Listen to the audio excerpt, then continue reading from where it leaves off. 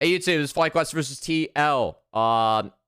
This was the upper bracket match. This was the bloodiest series in LCS history by 44 kills. I don't know how we're gonna VoD review this to talk about it, but here we go. That's the pitch, you know. That's actually the pitch. This was indeed League of Legends. Woogie the Bear, thanks for the follow. Ooh, fellow bear, we love that. Callista Ash. And a Talia, which I like. It's nice from Callista. Talia plays okay into this. You have immobile marksmans and has to jump in. Ahri counter for APA. And then we have Not falls all the way to here in the draft because we took away Lee Rumble. Yeah, Rumble's good ban. And we took away Poppy Udyr.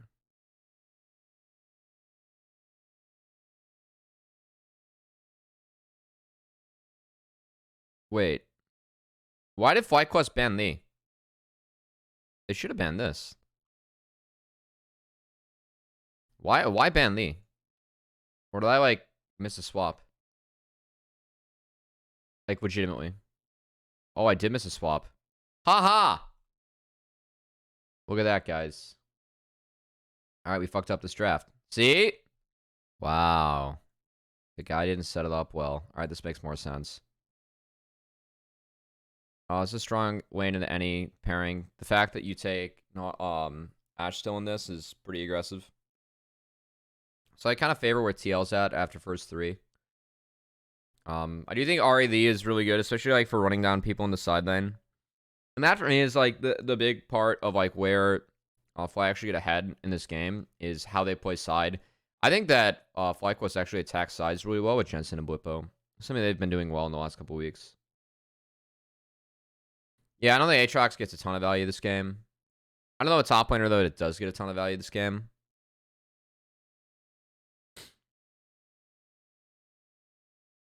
I mean, unironically, like, you could argue that you could Jax this game.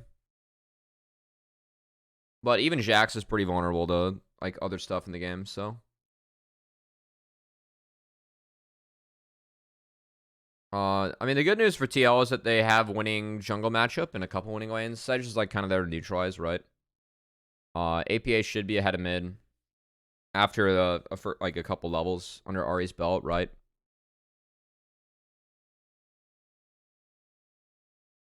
Okay. Jace angle. Nah, it's kind of hard to play Jace in the Sedge Renekton and Talia. You're gonna get overloaded. And I think it was like an Ornn angle. If you like, unironically, Ornn would have been okay. It would have been really slow, but I think Ornn would have actually been a decent pick. I think like Ornn Jackson and the other options.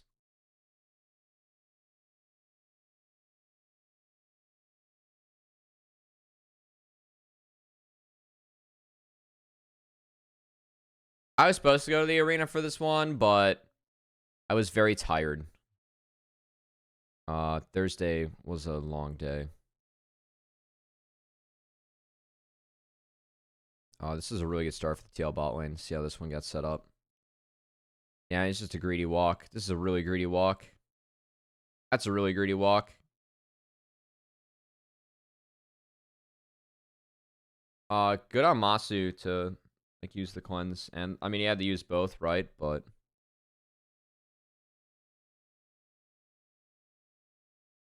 so I mean this lane you want to be like usually we see the double range bot lane, like the team will stack bot to make sure they have brush control.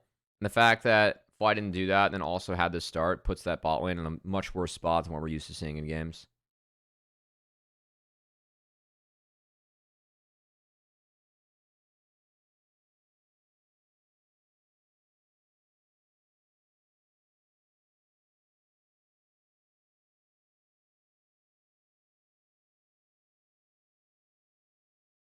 Yeah, they have to base. And it's a bad 3-wave base. Like, they lose off this. Yeah, TL's bot lane was better all series. I mean, this is really big from core.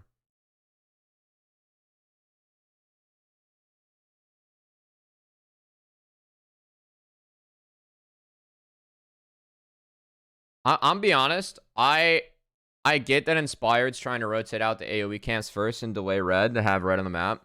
If he takes red buff here, he can actually make a play on the Nautilus.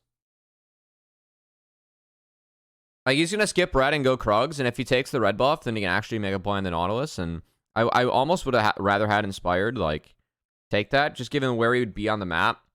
Like, he would have red buff, and he'd be over here instead of down here. So, like, if Core were to walk up, you can come from Fog. And it could have been really big.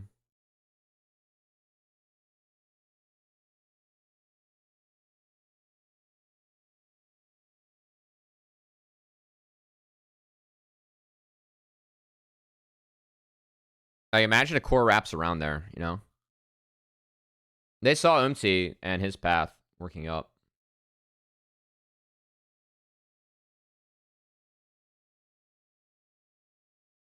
Yeah, but those base cancels really did cook. It was really clever from Inspired.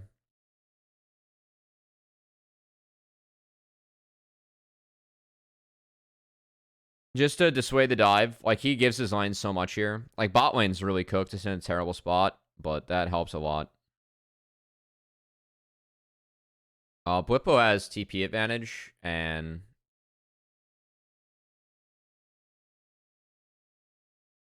yeah, Umti needs help.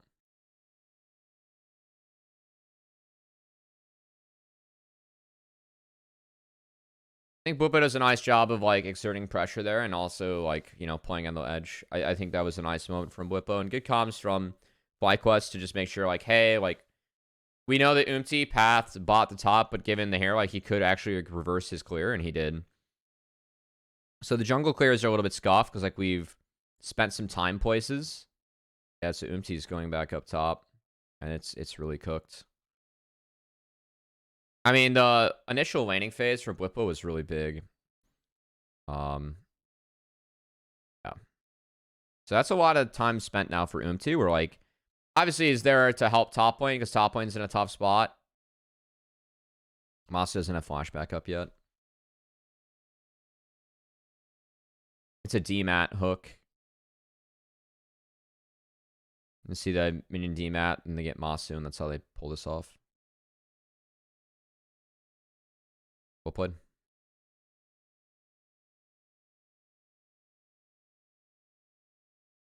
Now, we have Poke Varus this game. Obviously, some people had some mixed feelings on the Poke Varus. I personally... you spike early with this, right? Now, I think given the map at this point, the fact that we do have Poke Varus, this getting big is really, really big going into Poke Varus. Because, yes, Varus is, like, in a really good spot right now. But these two characters don't give a fuck about Poke Varus.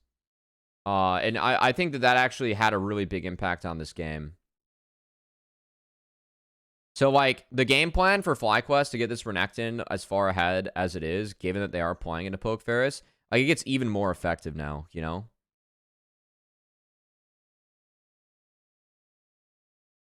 Yeah. Like, if it's on-hit Varus, I think that it...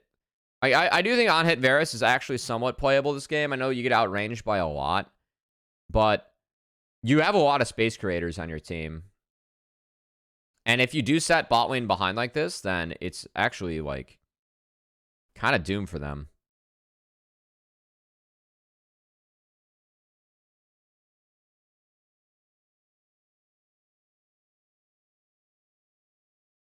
I mean, the Varus build you go is draft reliant, right? Regardless, I think this was, I mean, bot lane's up, so TL is going to take that. This is free top. Just well played by Inspired Blippo. TL's trading top for bot.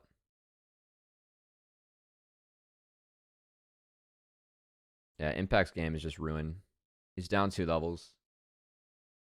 He's down in the clips.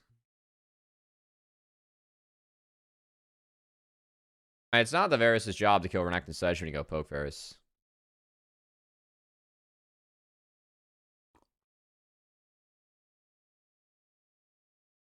Like, they don't have a mid laner that can really get through him either.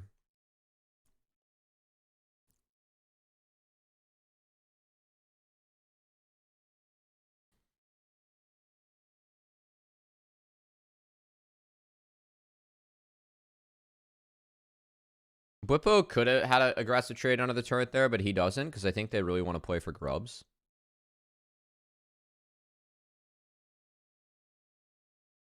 And so bot lane, we have a buffed base from TL. I mean, I actually really like this from TL's bot lane. Like, the grubs timer's coming up. And Busio is going to base. 4JJ canceled his, and they just take a free kill on the Masu. Or Sums. Yeah, he's just dead.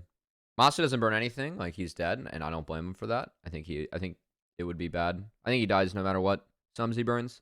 He would have had to burn both, and I think he still dies, so not burning Sums there is good, but I like the trap that TL would.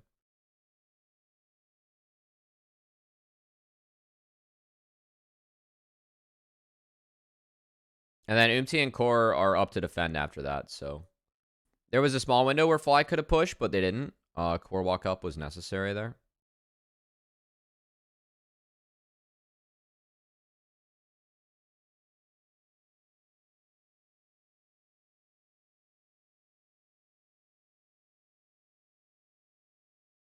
Are you doing 100 NRG today? We'll see what happens. I've got one Challengers match to get through, and honestly, I'm kind of down to slow walk more of these and just do them throughout the week and get them up as I go. I do have to do some LEC. I do have to go over LEC tape tonight, so I may or may not do that on stream. Hey, what's up, Zach? Hotline League tonight's event is gonna be a lot of fun.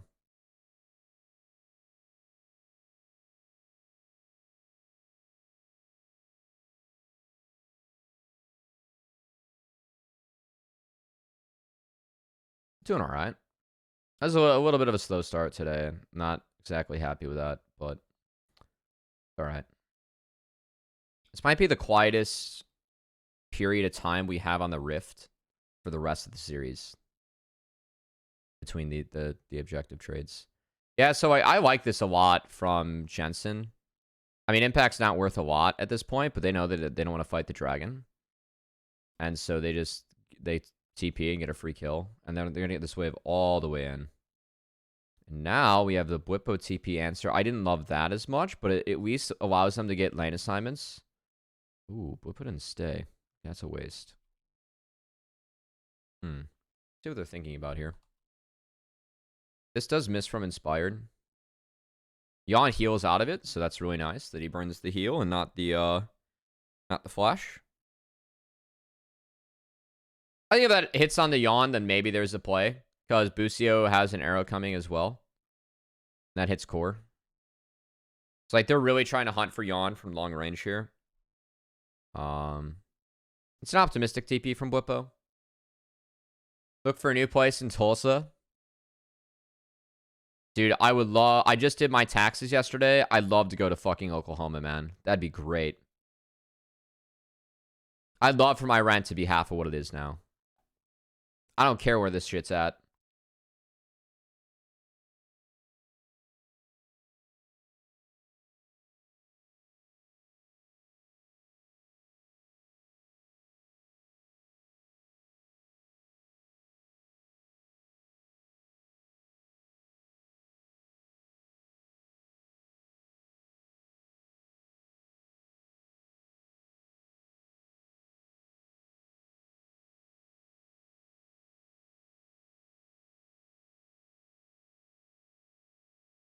All right, so we have Seesaw. Bwipo takes the wraps, which I actually do like. Just like denying some resources. He's gonna drop that turret, but he understands he can't play on that side of the map. And then it's Herald push.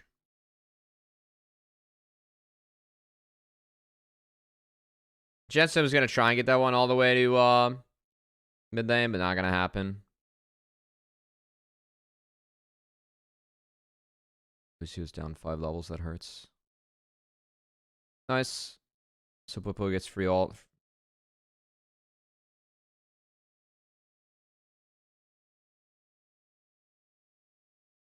Nice. Yeah, I mean, I really like how FlyQuest and Jensen play Talia, actually. I think that, like, using Talia to attack sides, and I see Jensen doing quite a few land ganks. I like a lot. I think deploying Talia in solos. Like, if you feel like you can make a play, it's really good. And you have a lot of proactivity in both of your side lanes with this Talia. I think it ends up being a really nice draft for Talia for a lot of reasons. The best Varus pairing? I mean, it depends. I mean, I think Naught's a really good pairing. If you're going on-hit Varus, I think Braum is something EU is playing quite a bit of, and I really like Braum with on-hit Varus.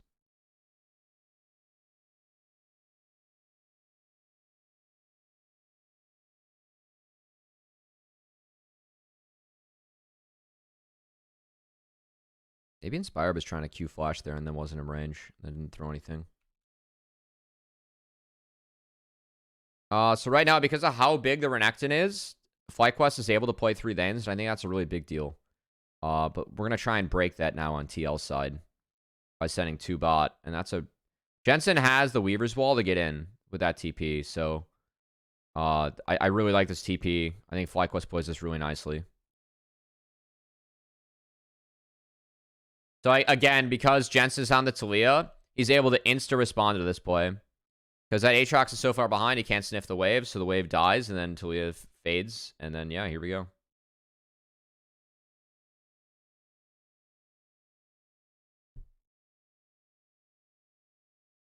So, the play is started by TL, but FlyQuest actually get a numbers advantage just because of where Jensen TPs.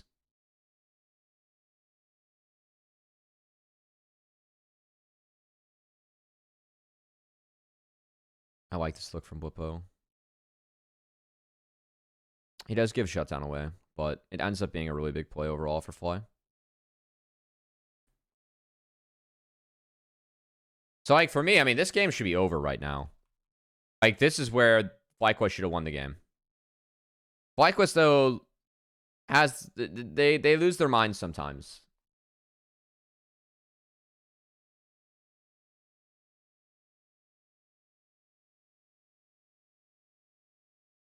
But I thought this was actually a really nice play from FlyQuest.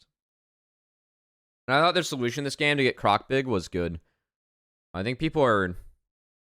I think Blippo and FlyQuest really understand how to play Croc. And I'm a fan of Croc when it's played well. I think Croc's really good right now.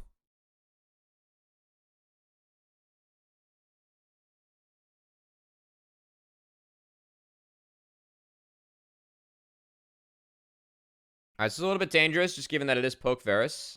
So you see Yawn's getting pretty good damage down here. And Impact's actually able to get a nice angle. And that's the big thing for me, is that Jensen gets one shot. And Blippo isn't marking the Aatrox. Like, no one marks the Aatrox. Now, I will say that in this formation, someone needs to hold this choke. So, like, Blippo is doing that right now. But we get a free angle here. And for me, the solution to this was that I think Inspired needs to turn. And, like, they needed to pull off Baron a little bit early. And I think Inspired needs to turn. So, like, right here...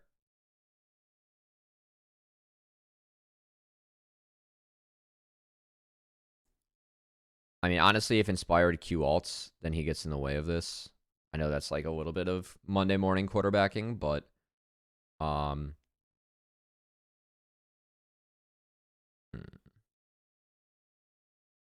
think about this.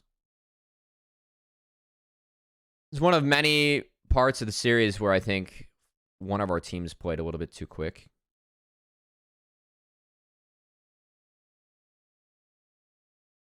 We have a Weaver's Wall available.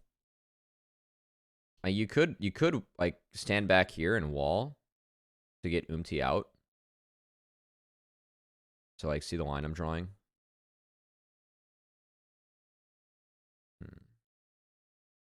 I would like to see a Weaver's Wall play, honestly. I think FlyQuest, the answer to this is that they have to turn. I think Impact's an okay member to turn on, just given how weak he is right now. But you just have to turn on someone.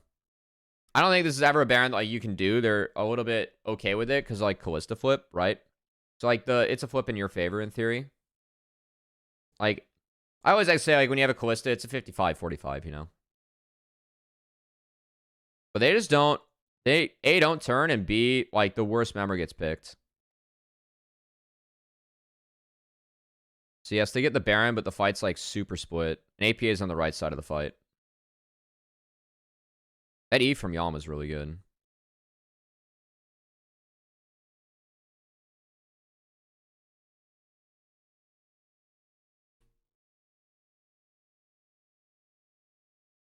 The knockup's good too. Yawn hits the arrow, like he chains it off that.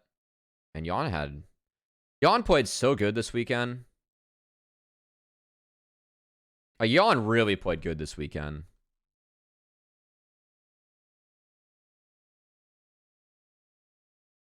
Yawn is 0 player of the week. Yeah.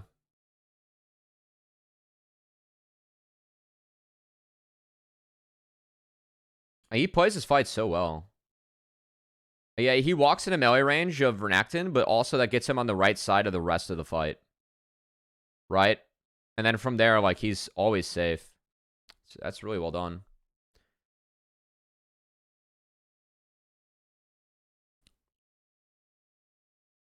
Oh, that's a really good wall. This wall is so fucking good. Wait, Core actually got yeeted. Ha! So it's a trap on red.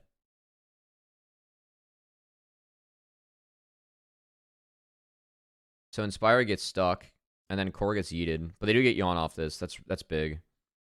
Lucio getting the shutdown is, like, not great, but could have been worse. And Blippo is really big. Yeah, I don't know. Like the gold is still in the pockets of Fly, and also Talia's just a fucking problem.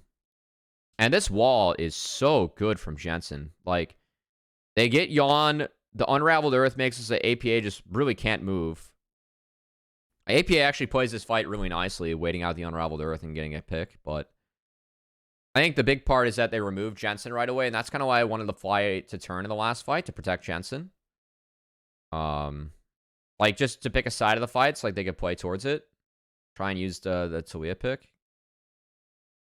Not the case.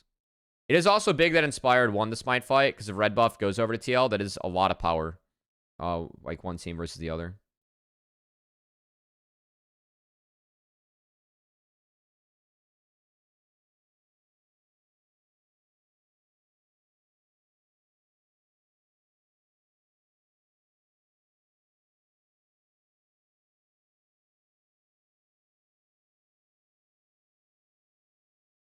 I mean, they didn't even wait to set up with Sejuani. Which actually was a mistake. Yeah. I mean, Impact has Flash. They think that they can one-shot the Aatrox, right? So Inspired doesn't go for the E into R, right?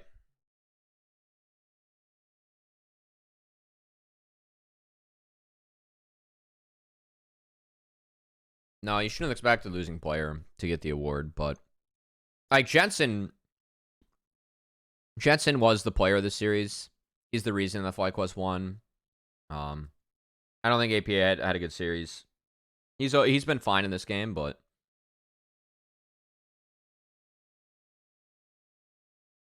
Jesus.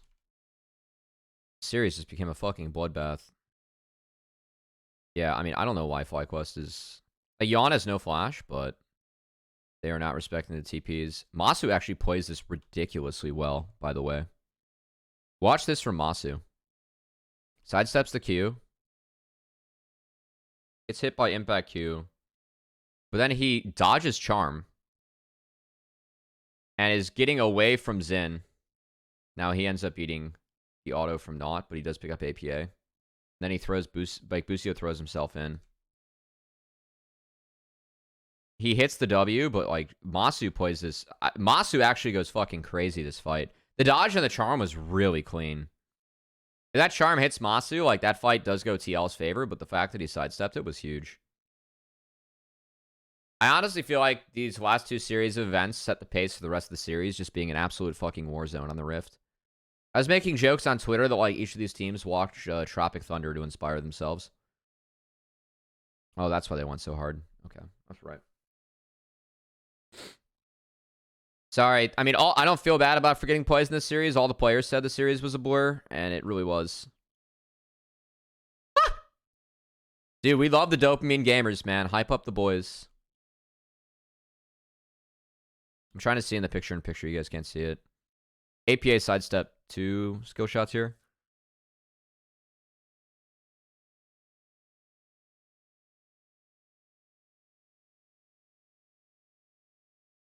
Yeah, I mean, Masu and Busio definitely got dinged around a little bit in lane, you know?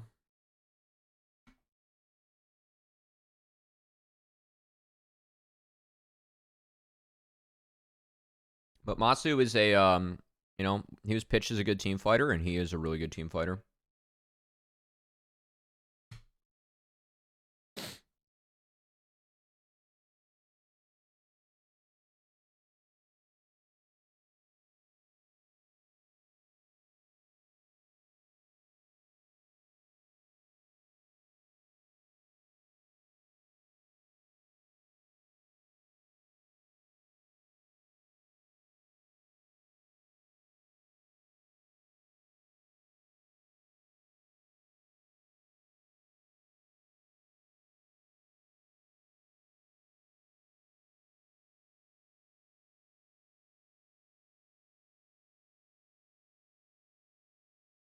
Hey, thanks, Stefani. I appreciate it.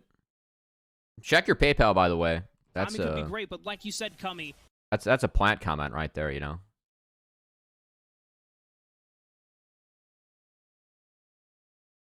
All right, so now we're kind of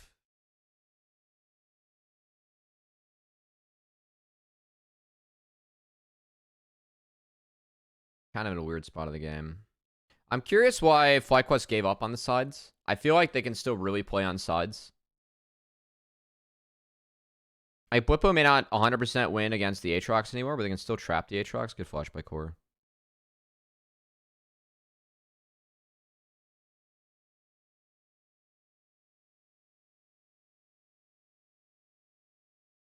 Yon's getting a nice poke down. That was really good on the Busio there. Space the W.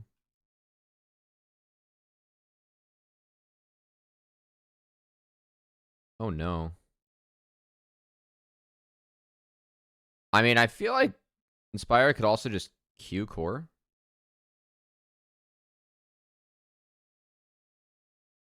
T dashes in through Unraveled Earth. That hurts. They get Masu, though. It's a nice execute on Masu. API has a nice angle here. And no one's marking API anymore. Whoops. And it's a really nice core ult. And a really nice Yawn ult. Try him a little bit wide. Yeah, that's a really nice angle from... I mean, this is good from TL. Like, if FlyQuest just sit here and, like, allow TL to absolutely, like, completely wrap around them, right? Like, Busio has this ward, but, like... Yes, the engage misses. Regardless of the engage misses or not, why aren't we hunting APA here? Like... He hasn't... he has Sorks. Like, we know that APA is right here. So, like, trying to one-shot the Naught's kind of weird to me. I know this misses, but regardless. It's like, if that hits, Core doesn't get ult or Aftershock off, but like we know that APA is on that side of the fight. So ignoring him is kind of weird to me. Like, they just kind of granted TL the dream fight.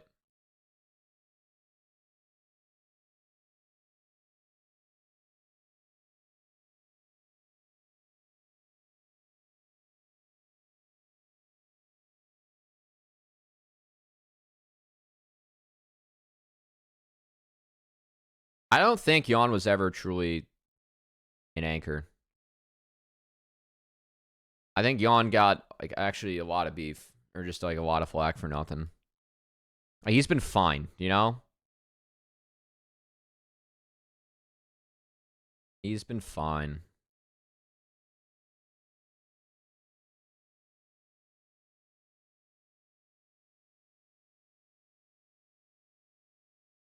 I mean, that was a hell of an angle. And then they just insta threw it. I think Busio said in, like, the post-series interview, like, whoever won the last fight lost the next one, and it was pretty true. I mean, TL's, like, trying to go for a... like, Core just doesn't need to walk up here. Like, they think that they're clear, but it's a ward on top of a pink, and so whoever set that trap on the side of Fly, that's pretty nice.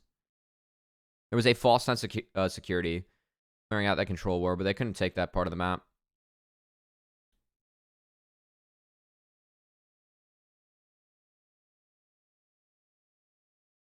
So that's no Weaver's Wall for Drake.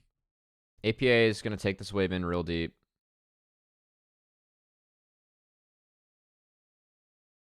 Nice ult from him to get some out.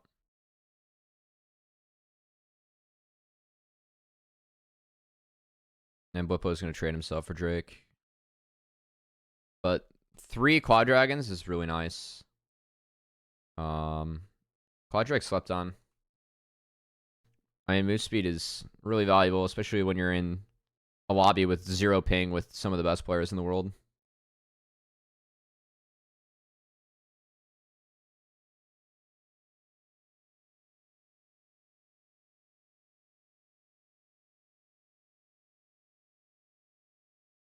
And they push APA off and get the ult, and then FlyQuest look for an insta play. I like the look.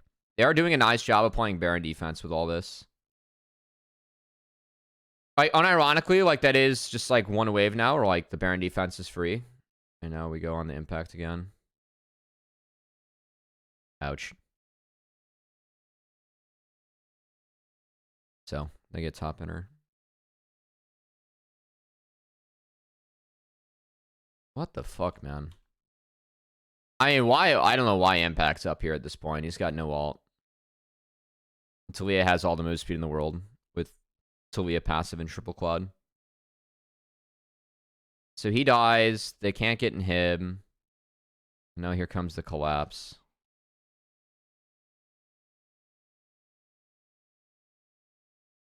Oh my god. I mean, this is so good from Busio, actually.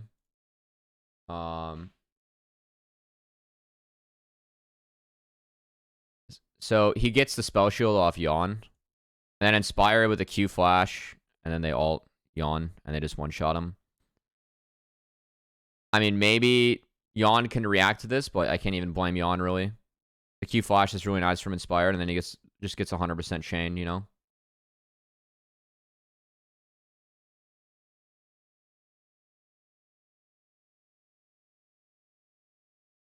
I don't know, it's just a weird series from TL. Like, they took away I'm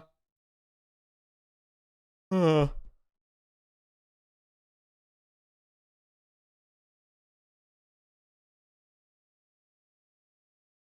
be saying that a lot in this review. Like, that was just a weird series from X team.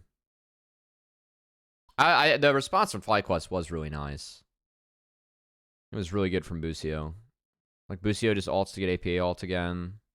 It's a short cooldown, but it'd be something, you know?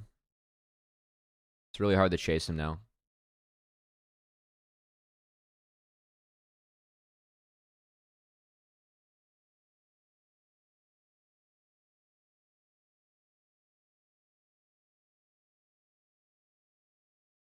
I am still curious why they completely gave up on, like, playing in sides, because I feel like the 3 lanes was going pretty well for FlyQuest.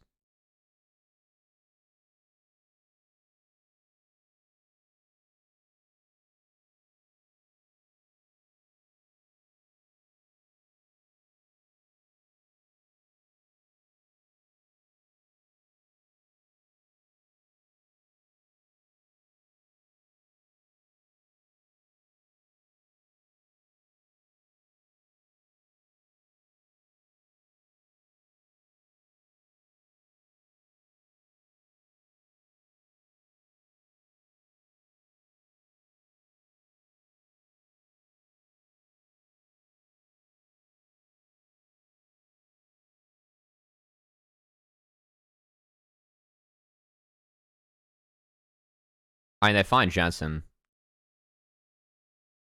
The stopwatch is big, though. And Jensen flashes out of the impact combo.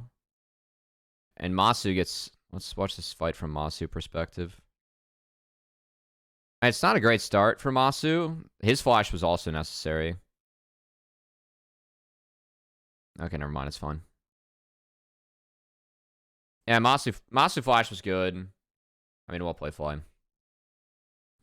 I feel like the difference about this fight is the fact that, like, TL couldn't get the same angles they could, like, when it was this brush and they had people flanking.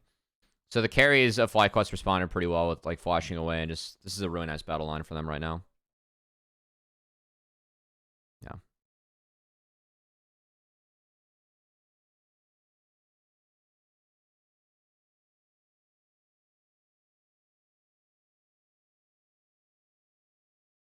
Why is this being hovered?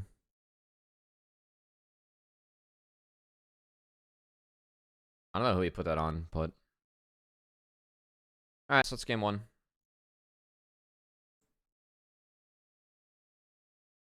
What's chat talking about here?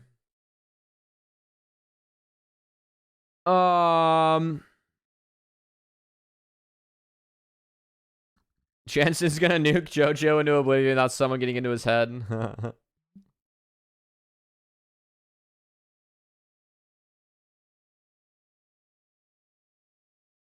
Blabber and C9 reminds you of closer on 102. That's interesting.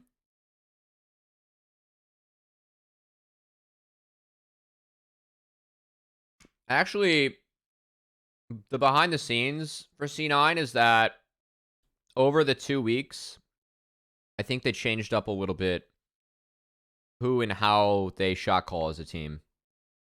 And I think that ended up helping them a little bit. I have a hunch on that. There's a reason I have a hunch on that, like just stuff I know, but I don't think that's confirmed. They haven't talked about it yet, but I have a hunch.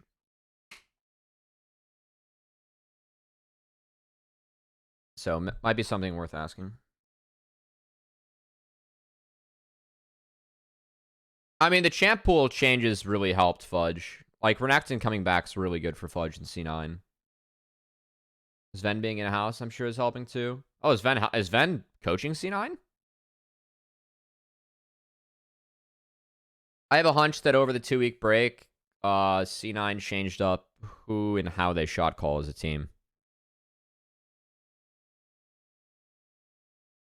I didn't know Sven was in-house with C9. He's helping since he's living there? Oh, okay, that's cool. I mean, that's cool. Good for him. He's a good guy to have in the building. I mean, they've won before, and Sven's smart as fuck, so. Game 2.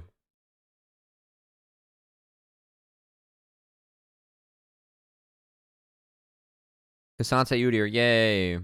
Artillery Mage War mid, yay. I mean, I think that, like, a big part about this, something I think Core does really well, is that I've seen Core play Not into Rel quite a bit, and he's really good at stymieing the engage of Rel. I think that Busio really needs to stymie the Rel engages this game. Because if Rel's able to go over the top, and then they can get, you know, Ziggs Bomb onto those two, you can get Lee to interact with those two, it's really big. And Umti Lee ended up having a really nice game. I think that the way that Umti, Core, Impact played off each other in this game was actually really good.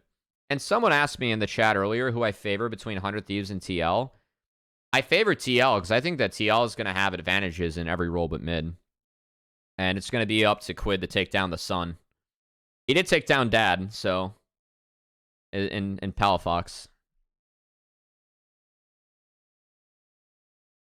Anyway. Typically, I think the FlyQuest draft is, like, pretty decent, but... I do think that TL have tanky enough elements to maybe prevent Viego from some resets. I don't think Umti is greater than River. I just think that the two side lanes will be winning for TL. I think Vulcan replacing Zen was a mistake. Not really. I think your team's higher ceiling if you...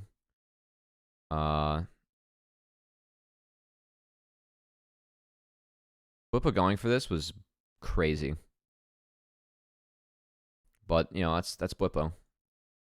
So we're down 2 pots, and it's D-Shield for Impact. And it's a nice early trade here for Core. Really like what Cornyon did here.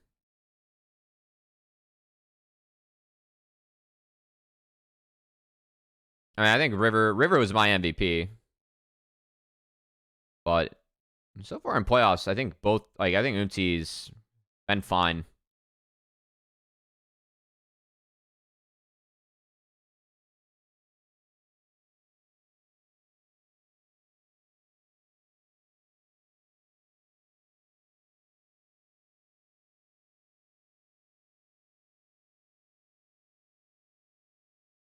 The fact that Blippa doesn't get any autos off here, like during a Power Turtle, I think really hurt him. Oh, wait.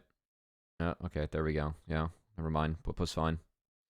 Yeah, it's like the lane started off how it did, and then Blippo's here. That's some Udyring for sure. So Inspire 3 camp and walk top. So he's sacking a lot to go for this, but impact is no flash. And then Blippo lives with like 1 HP. And it's chill. He did get cannon XP, so he doesn't get cannon, but at least he gets the XP. That's big. 100T macro has like always been kind of eh. I mean, I think that like they have good solutions in mid game, and like they do play free as a team, but like the early game, yeah, they don't have the winning lanes. All right, the war returns. APA is here, and I don't know if this is being called out by Jensen or not. Either way, APA slams base, which I like this from APA actually. Like he is able to catch most of the wave for that. All right, we're gonna. Poopa champ is fun. I guess I'm not surprised that TL didn't take Udyr, but I think TL is a really good Udyr team, and this is the draft they could have had it, so I was a bit surprised. Yeah, he hit 1 HP.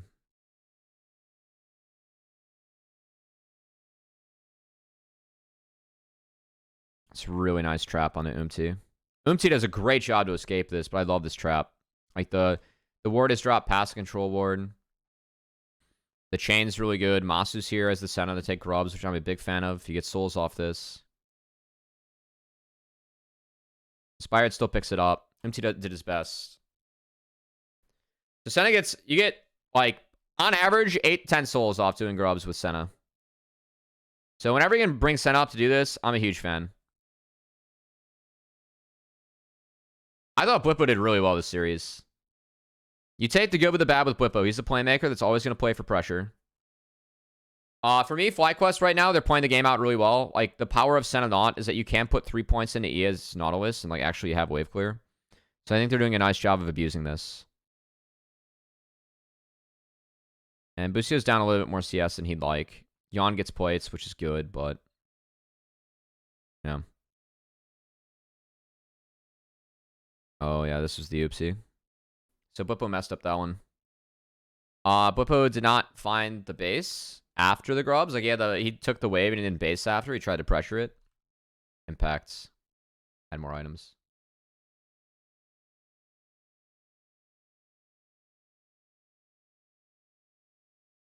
Core definitely has made a career for himself out of playing the Engagers.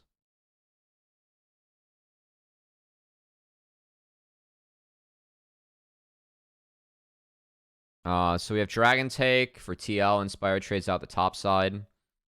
It's not bad for Inspire that he gets ahead.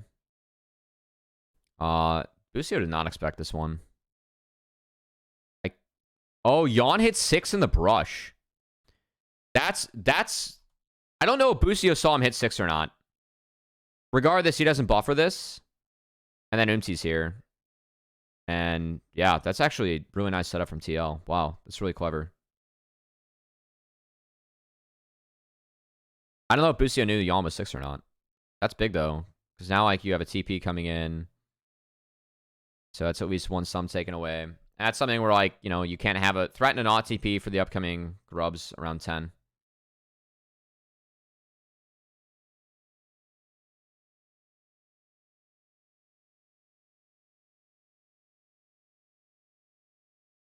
So Fly try and retake a little bit of the bot side of the map while Blippo was showing top.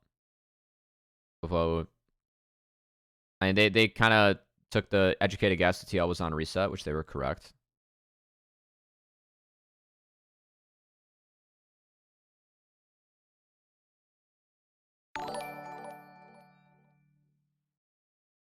Hey, we got Coach Antor is subbing. Oh, I've had my camera hidden this whole time. Along with Copious. Thanks for the subs to YouTube. Glad some folks are seeing that.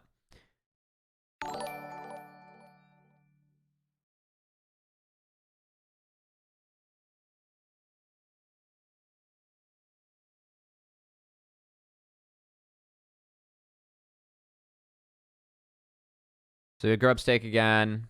Busio walks up this time. They leave APA bot. APA does have a TP, but this is going to be 6 grubs going over to fly. Oopsie's looking for a steal. So that's 5.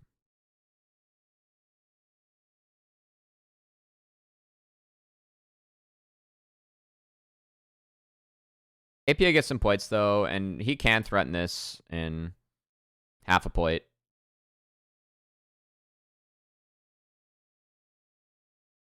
Jensen kind of walks through the minefield here. And APA gets out. Yeah, it was a bit of an oop.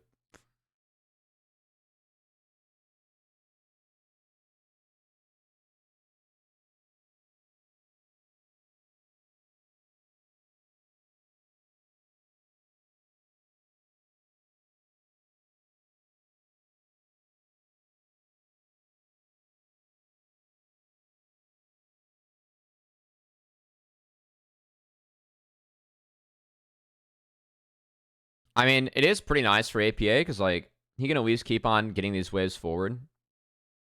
I know he gets picked on a little bit in this game, which, like, you have to do when you're playing Ziggs, right?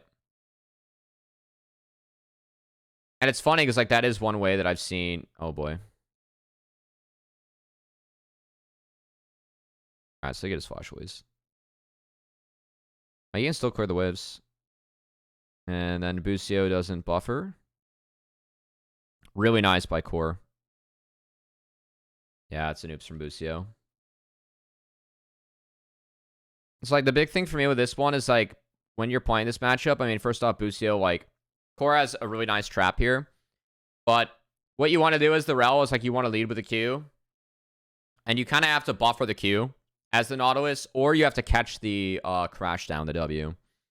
And so because that lands, he doesn't buffer either. The full chain comes in, Aftershocks late. And Core yoinks him back in. It's really clean from Core. It's really well played from Core.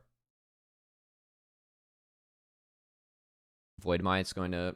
I mean, I think that 6 grubs is more worth than 2 points, but APA did... APA, like, when you make that trade, then whoever gets the gold, you know what, you want them to do something with it. Zig scales really hard with items, you know? And he definitely did stuff with it.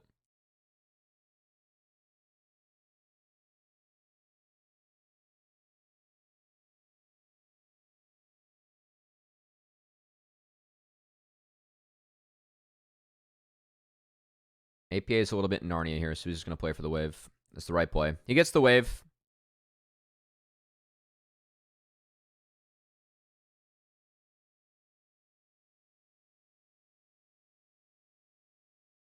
I don't know about this trap from TL.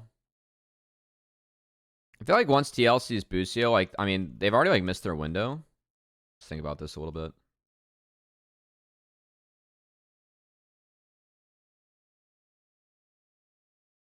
Oh, they spotted Masu rotating. Okay, so they want to catch mid. Oh, they were thinking about blast coning. I guess they're just betting on someone like Greedy walking. They have camps to do, though, right now. Like, Umti could use this time elsewhere. So. Alright. Nice. Well played by Yawn. I think that's a really, really good trade. Yeah, Yawn won Thanos mode this game.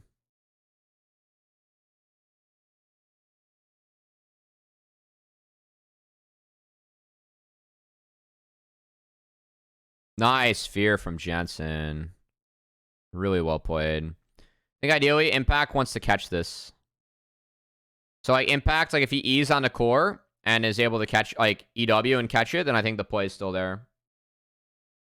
Yawn played really good this series, yeah. Yawn had a really good series. No, timed it, yeah. He found it. That's well played. I think that TL still could have hit that play if Impact plays to catch.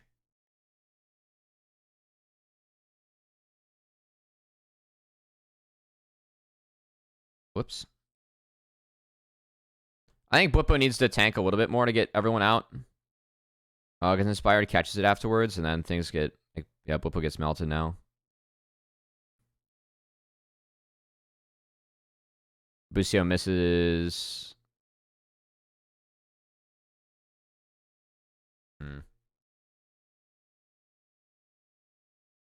I mean, this play is for sure there on fly. Just the exit's bad. Bwipo drops the aggro, and it needed to go to Busio. So I think Busio... I mean... Busio should play to take aggro here. He has bombies. I mean, it's almost a little bit unlucky that he doesn't get it. But Inspire is closer to the turret. So...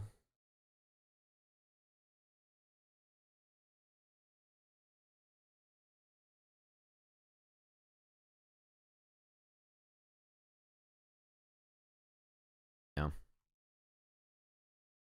That's really big, though, because that was a lot of gold for Yawn. That overextension.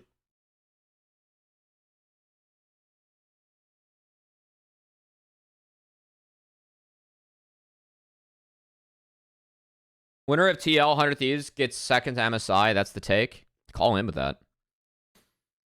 That'd be fun. I favor TL, again, for that matchup. I actually have really liked what I've seen from TL. I think APA... If APA played better today, I think that FlyQuest could have been the ones that like would have had to play again this weekend. But I think that like Core Impact are playing really well together and well off each other. And it's been really nice to see. And Yawn had probably his best like 2 series that I've seen from like LCS, like the best 2 days we've seen out of Yawn, you know?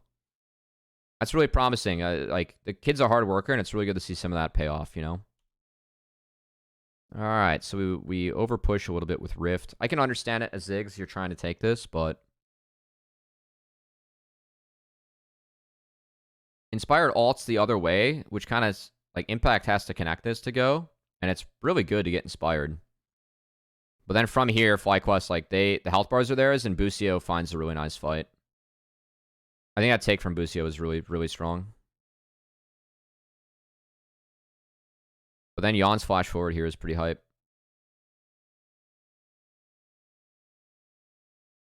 No.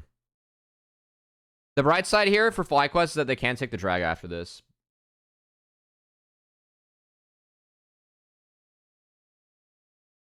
TL and Fly are the 2 best teams from NA to have international success. Interesting.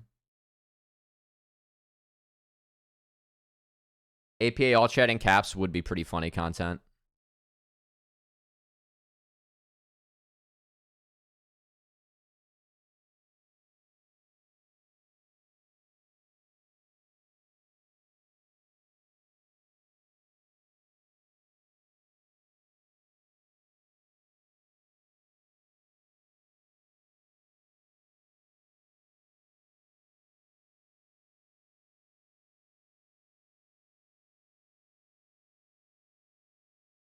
Quaid thought JoJo was mad at him because all chat. Oh no, that's funny. I mean, I can't blame Quid. People are... The APA all chat took over the LCS. Okay, once APA shows bot, this plays Doom mid. I think TL, this is a big overpush. And TL as a team, they either need to not catch this wave high and exit bot to like actually push this. So I think there are 2 answers here for TL from this formation, right? One is that they actually send everyone but APA bot to push this. And then APA catches this, and if he dies, he dies. But your Ziggs with Flash, it'd be what it do. I think they take the wrong move here, is that like APA solo walks. So they have decent vision around here. So like the APA solo walk, once he shows, this is just really free for FlyQuest. And I really like that dredge line to the wall from Busio, so they get right on Yawn. And they hit everything onto Yawn. Actually, I didn't see how Inspired wasn't able to... Oh, he got yoinked. So Inspired got yoinked from getting a reset. But I think that was a poor rotation from TL. Like, they still get this turret in the end, but I think that if they could have formed it up a little bit better to, like, play for that and then exit the play and not leave themselves vulnerable for that play from FlyQuest. I don't think TL thought that FlyQuest was going to be all sitting there on a control ward. I mean, it's not about EU pacemaker. It's about the other regions. I don't know. I watched all the games last week, and I thought that EU played better than NA in, like, week 1 versus week 6. I didn't see the games this week yet. Not all of them. It's only about EU? Well, I mean, if your goal is to be 3rd in life, then you're never going to win. All right, so APA going for this turret. We're not exactly respecting the TPs. And we look at this from FlyQuest. We insta-triple TP'd on this guy. Holy shit. No, I mean, I said last week. I haven't seen this week yet. I think APA's flash was, like, the best he could do to join his team, but it's still really cooked. I mean, it's just a lot of really good angles coming out from FlyQuest. Blippo goes down, but, like, I actually love how this fight ended up playing out for FlyQuest, because, like, Jensen's always really safe here. Timing could be great, but like you said, Cummy. Apple Boba 11, thanks for the follow. And I think, like, the battle lines that FlyQuest ended up drawing were really sound. Inspired's getting a reset, so they're chilling. Oh, Inspired overreached there. That's correct.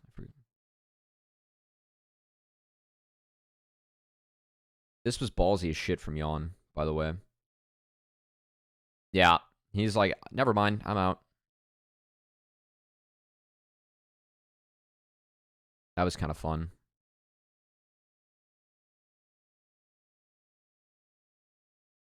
Masu didn't flash the Q. It was a little bit late. It was a nice attempt. That's a tough one. He was pretty close range. So just a trade.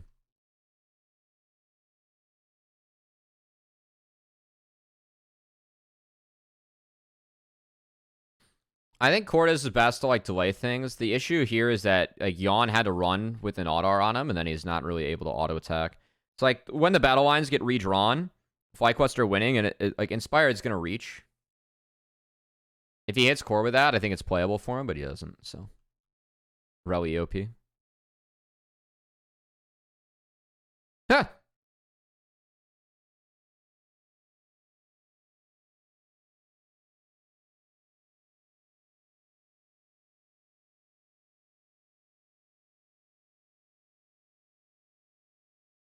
Giants are bad. Rogue is also bad. But keep in mind, we only have 8 teams here. I don't think I don't think Immortals were a bad team. Like, they're out of playoffs. I think they had some fuck-ups, but they weren't really a bad team. Oh, yeah, this fight. All right, APA got a lot of flack for this fight. He gets caught. I think that someone needs to tank this for APA. Like, this can't... Your Ziggs can't be here, right? But also, as a team, you shouldn't leave your Ziggs exposed to a knot like this, which is spotted on vision. So, I mean... Busio just gets, like, the wettest fight as Nautilus. Because you combo with Jensen, and then you alt Yawn. And then look at Blippo in all this. Blippo is here, and then once this hits, he actually just nozzes past everything to hit Yawn. And APA goes boom. And this ends up being a clean ace. Someone's got to catch that dredge line. APA can't eat the dredge line. He shouldn't be there, but also the team should understand that, like, you got a position to make sure that dredge line doesn't hit. It's kind of on both. And Core and Umti, we're on other sides of the fight here. I think the formation, personally, I think this root's actually pretty big. Because I think that if I'm going to, like, formulate this, I do think Impact kind of needs to end up holding the line here. I think Umti's kick was just, like, not necessary. And if anything, Umti just needs to kick to peel the, like, Yawn. Like, FlyQuest just murder this fight. Busio gets the wettest engage you could possibly dream of, though. I mean, that engage was so wet. So now you're like, this game's over, right?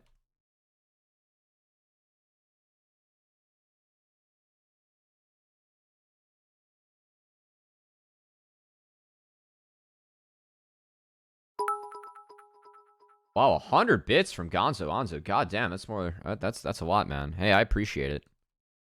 Happy playoffs.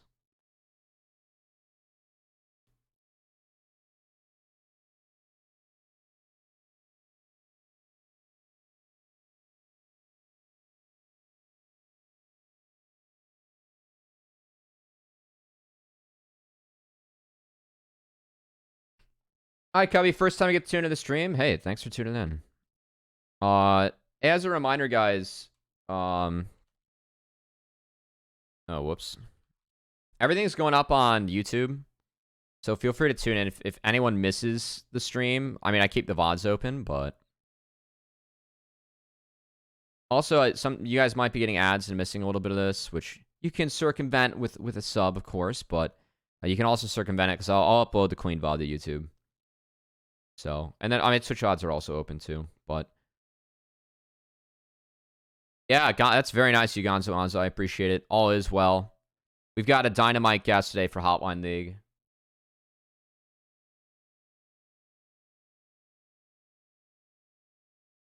This was just comical.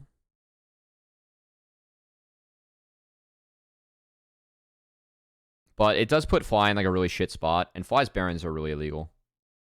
Fly, I mean, this is the thing for me with FlyQuest. I think if Fly actually cleans up some of their Barons, like, I do think that, like, this series should have been a little bit cleaner for them. It ended up being a 5-game banger, right? But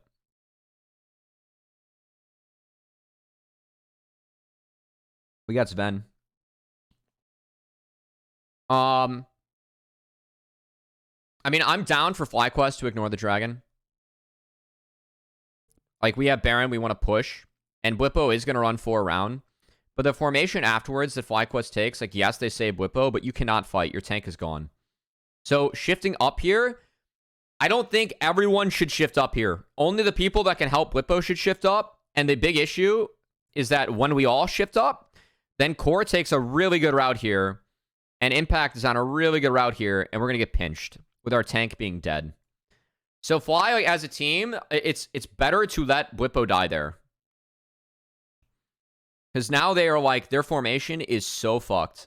And they lose Inspired and Blippo. And Busio. So again, like, it's just a disaster Baron. Sorry, Blippo gets out.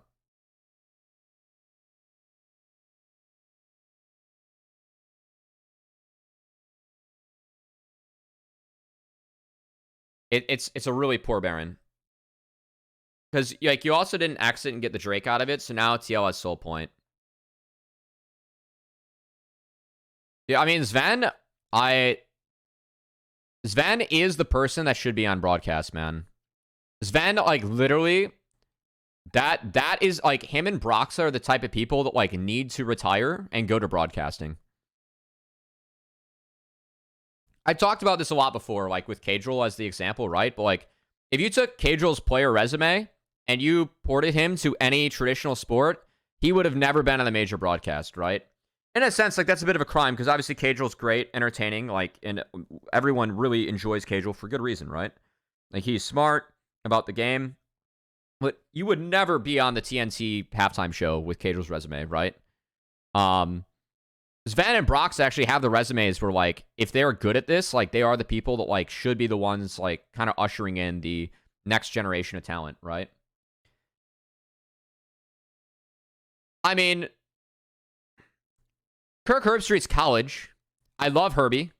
Dan Orlovsky still competed.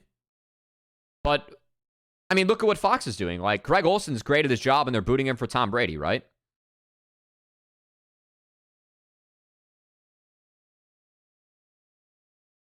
And yeah, like, I mean, some of the I draw I got inspiration from was, like, I listened to Chicago radio growing up, and Bruce Levine covered baseball, and he was fantastic. Everyone, like, you can earn it, right? I love Mina Kimes. I think Mina Kimes does, like, great football content, you know? But I think that there is a lack of, like, pros that have been extremely successful in recent generation, you know? Like, Kobe Jat, like, they actually did win stuff early on in League of Legends, but that was 10 plus years ago now.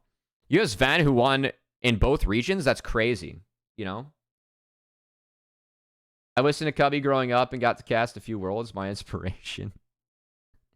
Stuff's fun.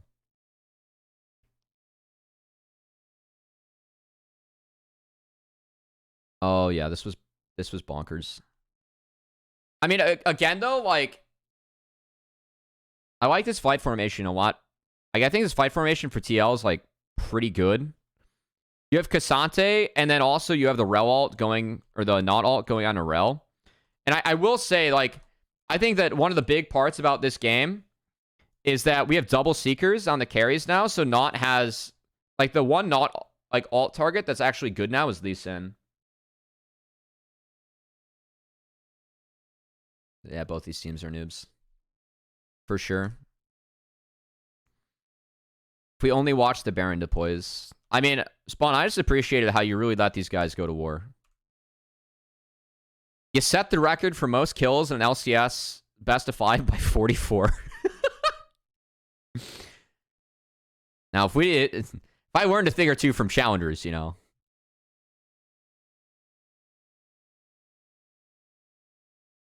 Yeah, so like I think this ult needs to go on Umti from Busio.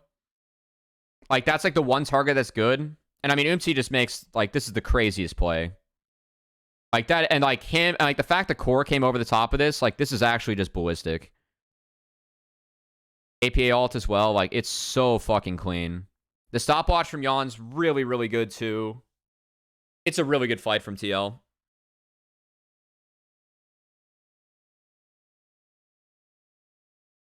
Yeah, no, I mean the Umti kick's good, but the follow-up from Core 2 is like that's a team that's on the same page, you know? Like that's really good stuff. The series was really fun, yeah. Hey, it was fun to watch. I mean, it was a fun war, you know? I mean, I think a lot of players got to show off some good moments. We got a lot of people in chat talking about how they felt like Yon should have been player of the week. And I gotta say, I think he made a really good case out of the two series. Jensen's catching this really high. I don't exactly know. I mean, they see Jensen here on wards, so Core's going to stick around, and it's a Baron redeploy. I can understand Jensen wanting to catch this, but he's not respecting the Baron recall, and it's a really nice play from TL. Like they insta-port and take Jensen out immediately.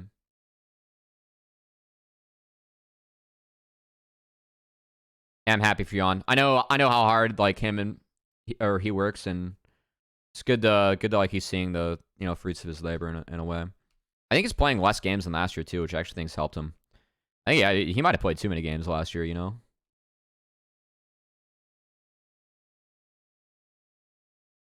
Yeah, he was really good in this series. Watched Lucid play Lee this weekend. He had like 4 kills. I mean, Lucid's so good. Lucid's so good. I was hyped for Lucid, like, as a Challengers enjoyer in LCK for a while. I was watching more back then, though, than I am now. I haven't caught much of any of LCK Challengers.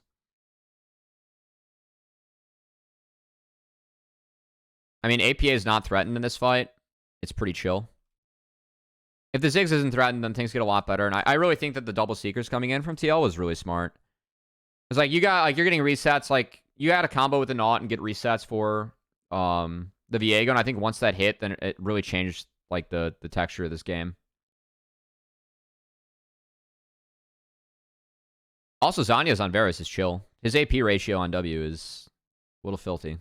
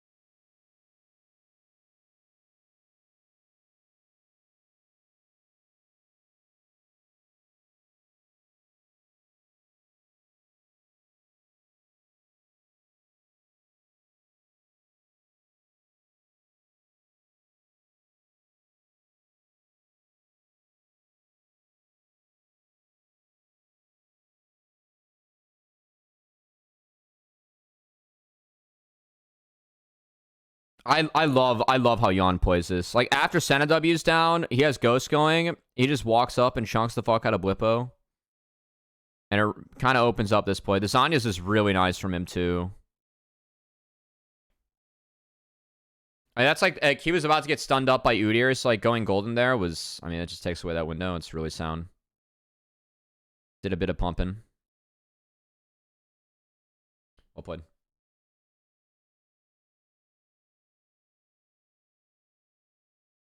APA, the insta walkout. The man had to use the bathroom, you know? That's the narrative. All right. Game 3. Polbay has a team. Yeah. Thanatos not having a team is also wild. I was hoping for DK Thanatos. I really was.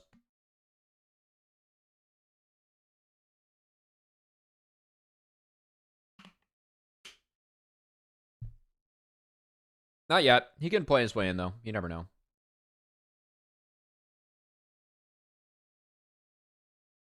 All right. Game 3. Not Callista. We have Nico Rel with Rumble. I mean, that's fine. I like this comp a lot.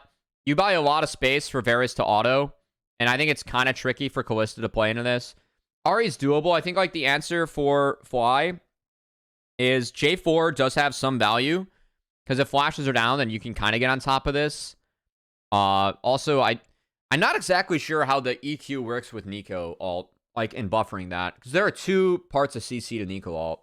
And with EQ, like, you can always buffer stuff, but I'm actually not exactly sure how that works. The goal, though, is, like, when flashes are down, you kind of use this as a terrain choke to slow down the TL approach, and then hopefully you can buy enough space for these guys to function.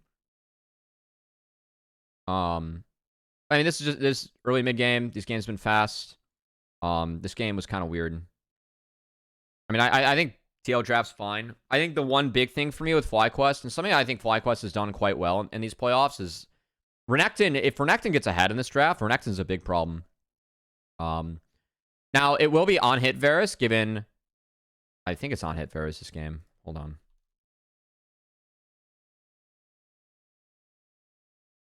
Yeah, it's on hit Varus.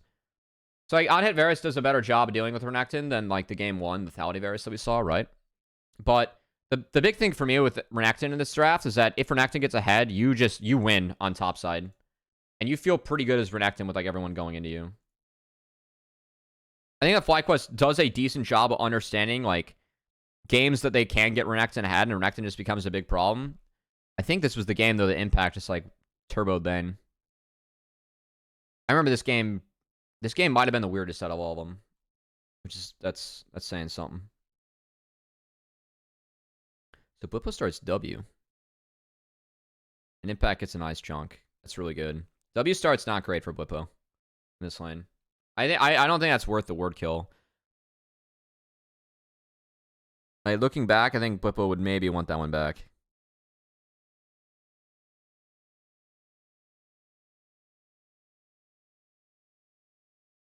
I don't think that Busio played the not side of the not Rel matchup as well as Core. I've seen Core play the not into Rel quite a bit. I think that Core plays it really, really well. Yeah, Blippo just dies. So that W start really ended up hurting Blippo. That wasn't talked about on the cast. It's like, oh, he just randomly died.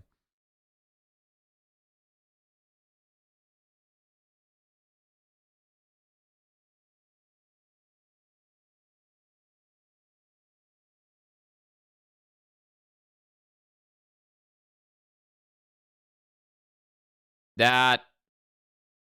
If Blippo finds the kill on the way back, his lane is, like, actually saved. And the fact that it doesn't hit, now his lane is pretty doomed. And, like, now this entire game is just, like, top lane warfare, you know? So I think APA, like, rotating up to help out here is... Like, someone's got to, like, get involved with top. And now everyone's getting involved with top. Like, they do a really nice job of poking things down. But Blippo doesn't get a part of that either, which is pretty big. And now Blippo... APA, I really like what APA did here with delaying these bases. I think that ended up being really big. Because now Rumble's like going to go mid. And he's early to that wave, so Blippo gets starved out even more.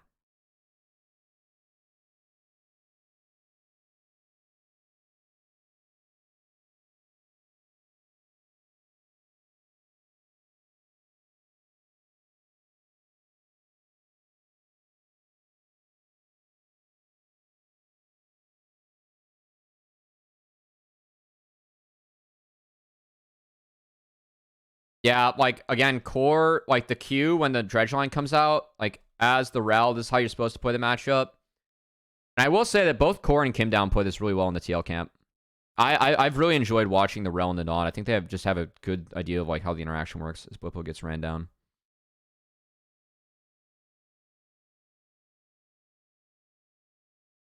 I think Kalista early picks hard, and I think that when I see Kalista, I want to take things that, like, prevent it from autoing. And there are a lot of things that prevent Kalista from autoing this game. You just, like, the onus is on TL to execute when you go for drops like this. But I'm with you. I think Kalista's kind of tough to play out this game.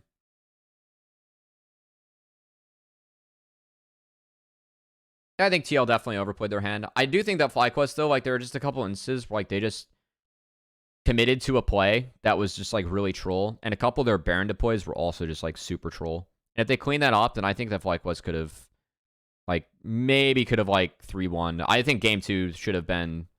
Game 2 was a very winning angle for FlyQuest. Then again, this game, I think TL had a pretty winning angle in there, so... The series was legitimately a bore.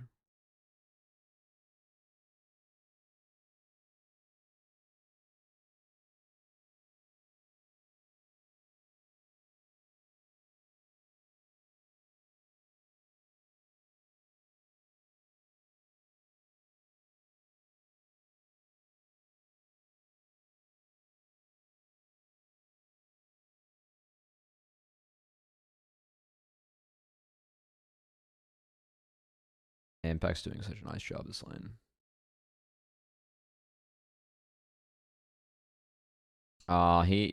Yeah, so Blippo's not going for the Hex Drinker. Now, walking back was really good for Blippo. He really needs to walk back here. No TP. Save the TP. It's a nice pick. Like, there, Jensen has the mid prio. There's in river first, and they end up making it happen. The CC chain's really good from FlyQuest too. And the way they transition this was really good. So I think where this breaks for TL is that Core, like, he sees the plant hit. Actually, how did the plant get hit? Who hit this plant? Oh, Core hit the plant himself. Okay, never mind. We're fine. Like, he's trying to get his head in there. I think Core doesn't want to burn his flash. Honestly, it's a feels bad because Yon doesn't have flash. Then he just gets caught. And they get the kill to Masu. That's really good from Fly. So, like, mid prio is there. I think Core, like, was trying to get his head into the dragon. Because, I mean, in theory, it's actually a good fight for TL to contest. That's just, like, I think it's a really nice timer from FlyQuest. There's also, like, they're bringing down Impact for this, right? And Impact was already... Oh, I guess he walked down as Core got caught. Okay. I can understand not wanting to burn your flash as the Rel. I mean, Rel flash is so fucking strong. I think Core had a flash there. Yeah, I mean, Rel is a big hitbox. I don't think that hook was super bullshit. Regardless... TL get the chase because they have Impact.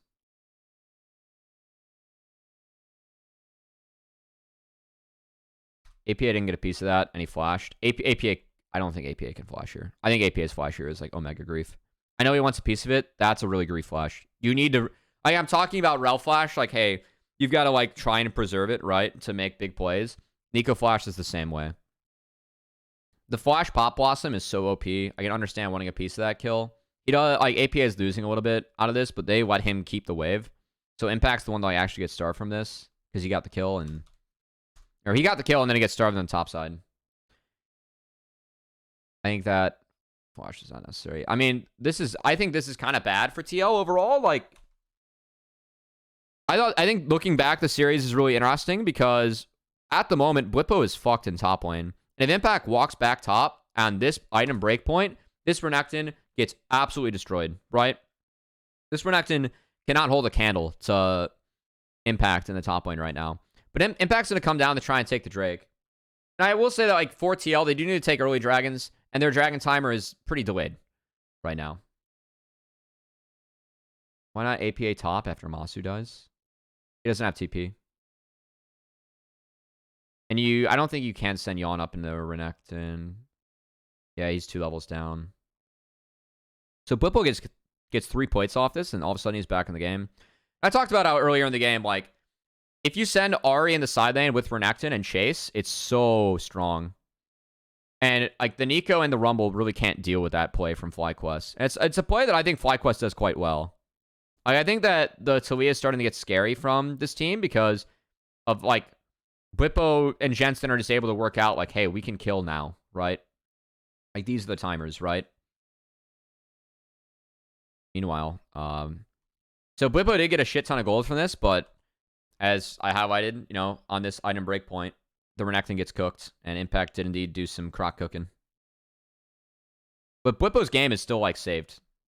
Like, Blippo is now on an even item breakpoint with Impact. This was curious. Jensen whiffs here, and then he, like, hits everything for the rest of the fucking game, I swear to God. That Q is really bad. Because, like, he can't reposition that Q ever to hit Impact. So I think he needed the ult again and then throw the Q. And then he didn't get the charm in there either. Blippo fortunately gets the shutdown. So, like, again, Blippo's game is saved. Meanwhile, Yawn's trying to rotate up to play this, and Yawn takes the aggro route, so Yawn gets caught, and Busio turns on him. Good call from FlyQuest. Yawn can't take that route. He does have a control ward, but he's got to play with his control ward, and he ends up burning Flash and dies. So that's bad.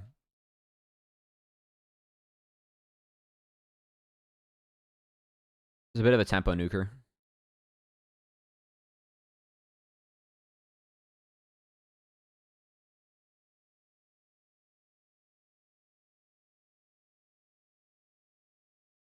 I think Croc is really good this game. I thought the drafts where FlyQuest got Renekton, like, he wins really hard in the inside lanes. And it always gives FlyQuest an out. Not to mention, like, in team fights, everyone's pile diving you.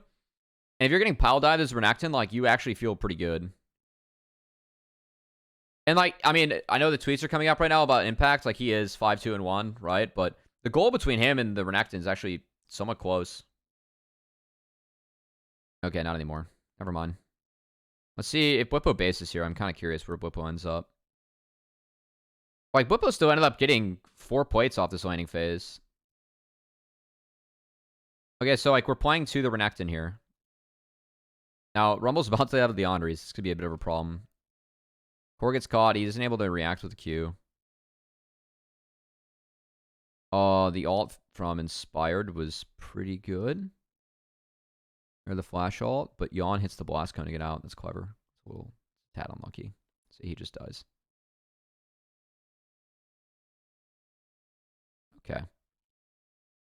Well, while this is going on, top side. I mean, Jetson doesn't have a TP. I think throwing everything into an Aftershock rel is kind of rough. So I don't like this play anymore. I think there's just never a play here for FlyQuest. I think FlyQuest have to assume that if Rumble, like, they see Rumble back off here, and if Rumble's not on this wave, then they have to assume that Rumble's coming back. And I think that in that scenario, like, you cannot fight. Okay, I don't know, yeah.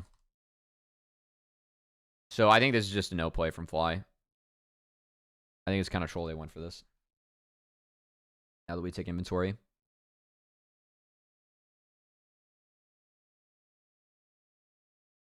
I mean, yeah, that sequence, this is hard winning for TL.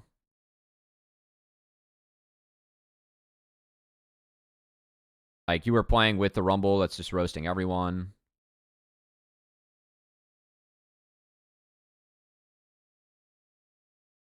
Your Zin's ahead. Like, again, I feel like game 2, FlyQuest, like, should have won this. And I feel like this game, from this game state, I think that it's pretty TL favored. But each team kind of caught the game the other one had.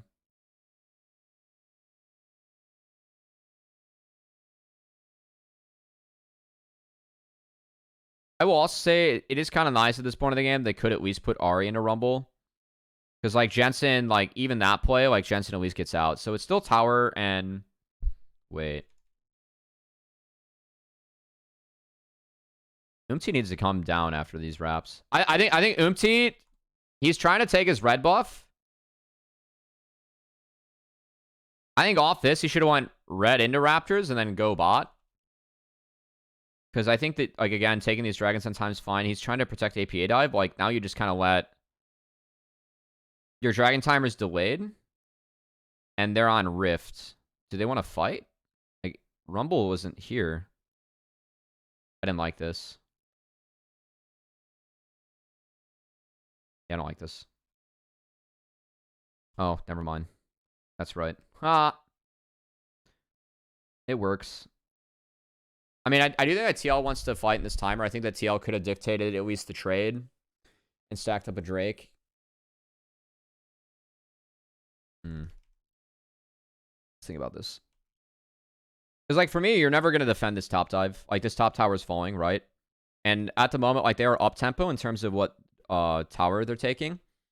And, like, for me, again, if Umti goes Raptors in the Dragon, like, they're on the Dragon right now, and then you just trade this, and it's fine. I don't think... And Rift doesn't fucking matter. I don't care. I don't give a shit about Rift. Rift is so fucking useless. Either way, though, I will say that TL wants to fight. And the fact that TL gets a fight's good. I just think that they could have dictated this around the... I guess the Dragon, it would have been a trade, but, like... In theory, they're ahead on the play. So, like, if you take the bot turret and the Dragon, and then you give up the Herald, you would deploy first and then have first say. And that's kind of like where my head's at, where, like, TL can find the fight then.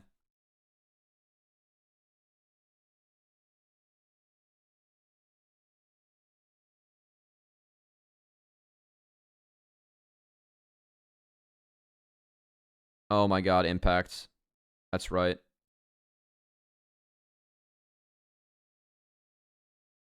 Masu is a nice sidestep there. That gets him a kill. But yeah, impact just went turbo. So again, like, this game for me is in a really winning formation for TL. They're on the Dragon in the back half. I will say their Soul's late. I think Soul kind of matters. And right now, this is bad from TL. They just burned everything, and they're going to be caught hitting mid.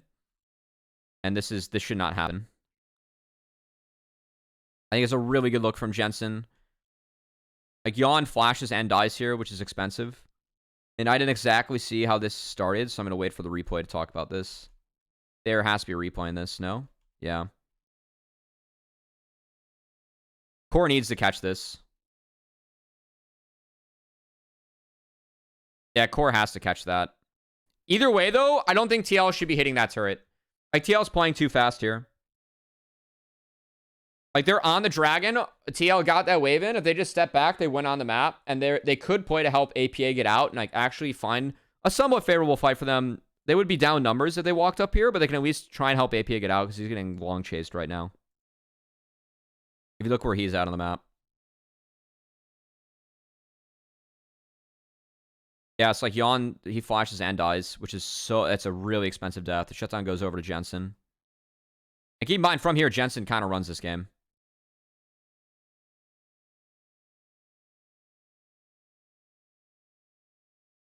Yeah, so both Masu and Jensen get a massive shutdown, and all of a sudden, FlyQuest are up gold. Yeah, so, I mean, TL, yeah. They weren't in a position to fight. I think FlyQuest taking the fight right after when a lot of cooldowns were down. They had numbers. I mean, it's good. But Core should catch that hook, and they should never be in that spot in the first place. I mean, APA could have... He's walking out of there. Yeah, because now Yawn doesn't have flash, and look at this. We put Jarvan in there, and it's like... Yawn survives, which is great. Impact goes turbo again. Jesus Christ. Rel is just dragging Callista into the Rumble. That's funny.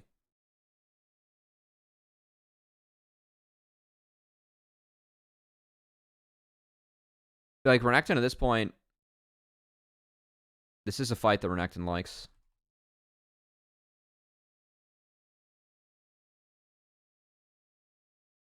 Oh, Yawn dying to the last Ignite's a little bit rough.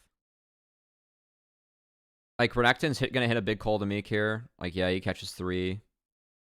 He gets a Triumph. Jensen's safe. Yeah.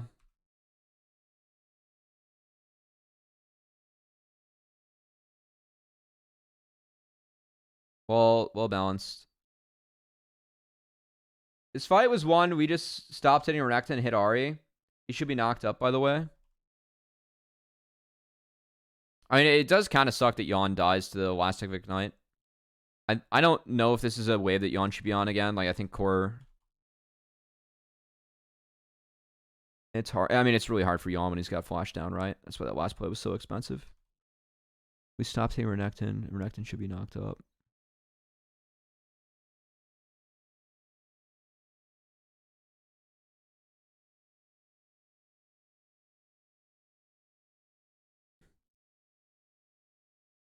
Oh, yeah. Okay, Umti goes on the Ari. Yeah, okay. That fight is one, actually, if he goes on to Renekton. I can see that. Yeah, if you land the knockup, because the knockup came in for Ari, right? Oh, no. I think if it's 3 Talon Strike on Renekton and the like Xenar, then it is winnable, yeah. Okay.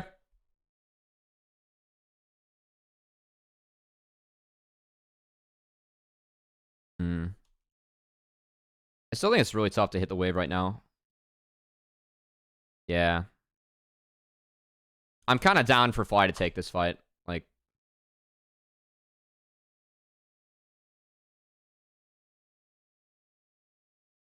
this is close.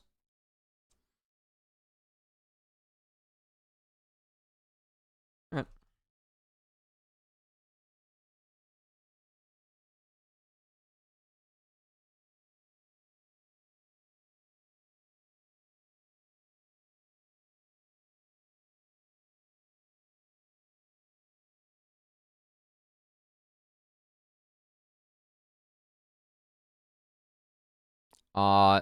I will say, I think like TL grouped again. Like I think Renekton, even at this point in sides, at this point in the game, starts to become a problem. I think that TL staying grouped as 5 is okay. Because it's not just Renekton too. Like the Ari ability to chase on sides too is like something that TL definitely has to defend against. So TL, you're gonna be on the back foot in the side lanes here.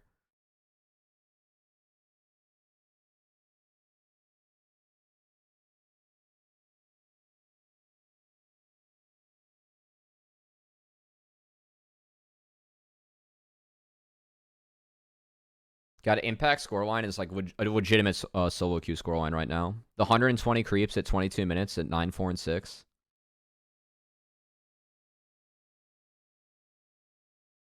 This is a good call. So they want to Jensen got this in, and they're just gonna hit it with Callisto. Masu not showing on mid is definitely a tip off. But then Jensen just TPs and then they trade Drake for Baron. And I mean, for FlyQuest, like this is a point of the game where if you are able to yoink the Baron, it's pretty damn good. I think that I respected that call a lot. TL get this tower and they get the Drake off it, so like they can play for Soul now. Chemtech has more value for Fly. Like there's more value in denying it than taking it as a Drake itself. Obviously, Soul has some value. But I've been tracking some of the healing with Chemtech. I think this like when this Drake shows up with Aatrox on the Rift, it's gross, and the same kind of goes for Renekton. Like Renekton really benefits off Chemtech. Like if you get 2 as Croc, I mean that's an extra 12% healing when you press R and you press Q. That's a big deal. Not to mention Sundered Sky.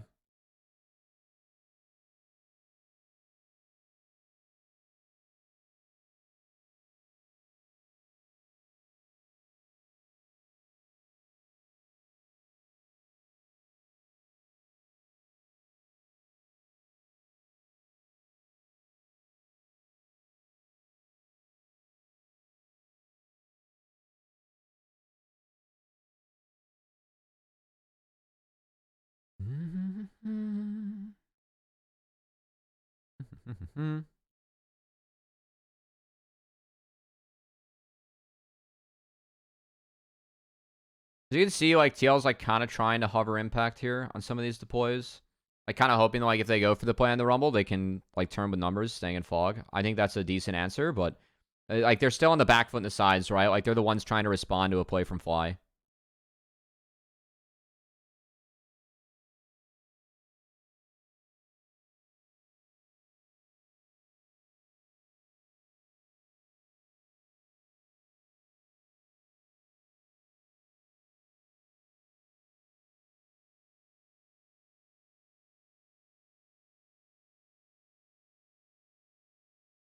Damn, APA just gets feasted on.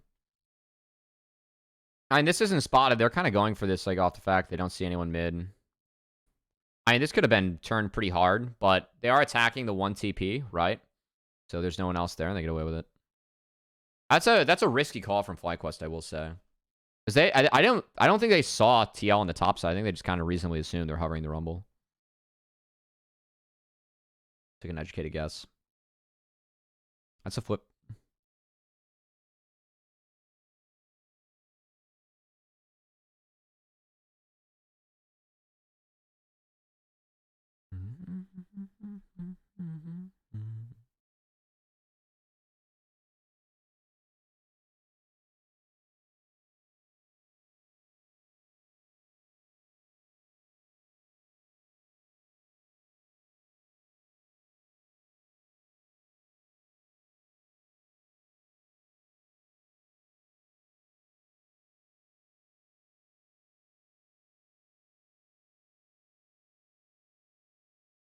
This is a little scary for Jensen.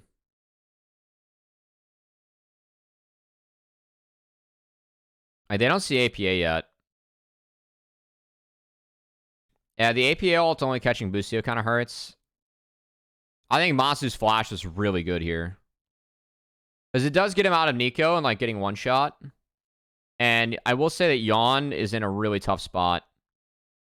Given, like, where Blippo and Jensen are approaching, so... I think Yawn... If anything, Yawn here... Oh, it's really hard. It's like, he knows he's probably going to be the one that catches Dredge Line.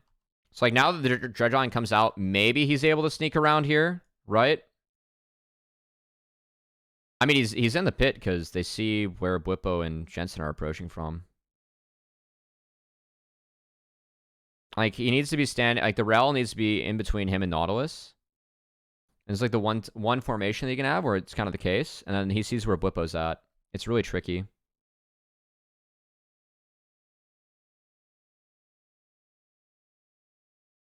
Yeah, they're like, he actually plays this fight well because he lands the ult to get an exit. I think the flash here from Masu is good. He still ends up going down. Core has to go over the wall to get him. Oh wait, no, he doesn't go down. Ah, there he goes. I mean, Yawn ended up playing this fight really well. Like, I think where Yawn's at here and where he ends up is actually pretty well managed. Like, he's even pumping autos in the Jensen, and then he flashes over and kills Masu. Like, it's not bad. AP ult was not good. Yeah, it was not good enough. He's trying to get Masu on that. The Masu preemptive flash, I think, was really good. The early flash was really good.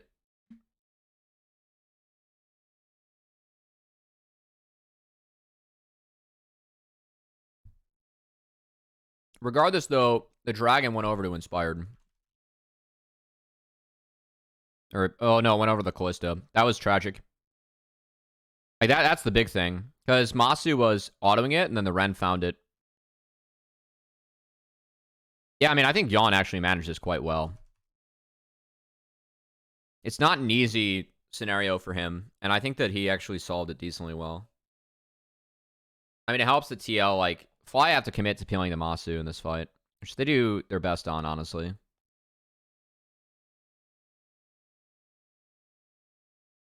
I think if anything, like, maybe the Rumble ult can wait. I think that's another one. But I think the slow is trying to help Xin get that. It's hard. He's trying to, like, do it, though. Like, he's spotted in that scenario, so... I can understand that.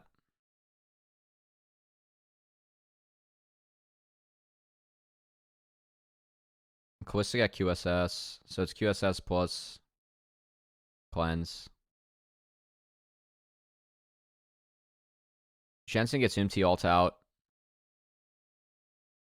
And then APA is spotted here. And Blippo... I mean, that's a good play from Blippo off the explosive blast cone. Then Yawn has no flash, so he's stuck in the pit. Yawn's doing everything he can, but he gets ran down eventually. And I think Blippo was pretty game winning here from Blippo.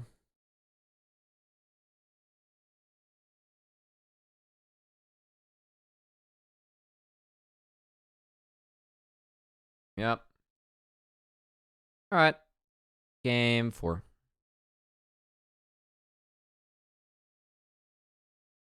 Yes. This game. I will say, I think Pyke has 3 good targets here. Like, this ends up being a 4th. But Ziggs into Pyke is, like, not terrible. You at least have W, and then your E is kind of a bitch for Pyke to get through. The Volibear is flexed. Top. Doable. But this is a pretty, like... Rel is the front line in the engage to protect these guys. Ziggs can hold the line. And the issue with this game is that these 3 need to walk forward, and even this gets outranged by Ziggs, and Ziggs goes really hard this game. I think the Ziggs pick was really, really good this game.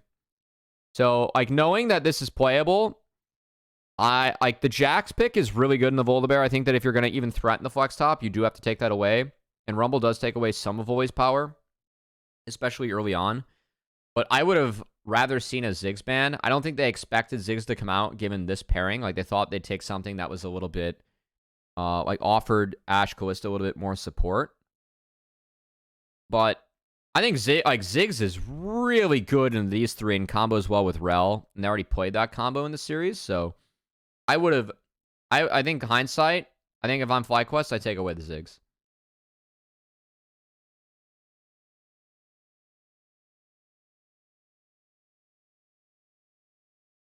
Better options to Pyke.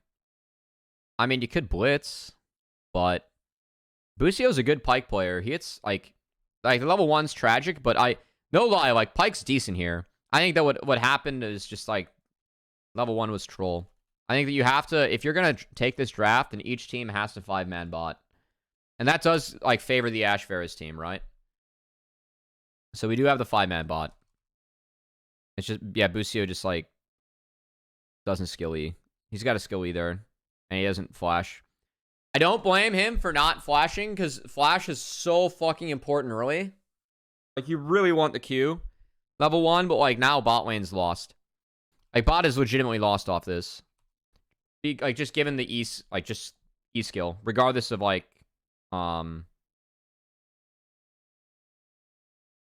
shit, what word am I looking for? Regardless, like, where the kill goes.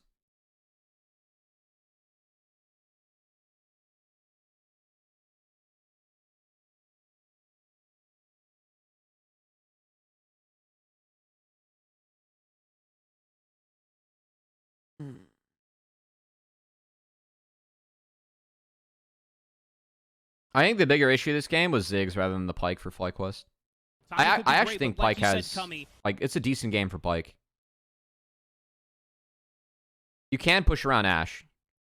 Manimal Games, thanks for the follow. Like, you're so useless level 1, though, with E. The Your Analyst Owns was pretty hilarious.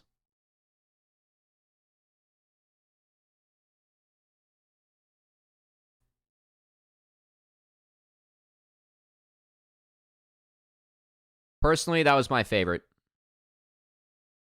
Alright, so Inspired, splitting the map. Umti's a little bit ahead.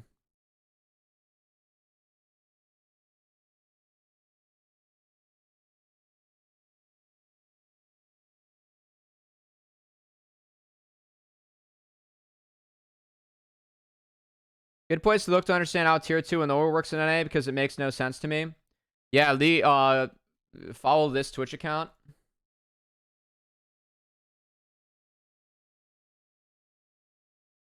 And then Leaguepedia. And that'll just give you an idea of the format. And if you want to know about, you know, Tier 2, drop me a follow. Which you already did. You can also follow on YouTube. I have VoD reviews for at least playoffs on there. We only did playoffs for NACL. I posted everything for LCS.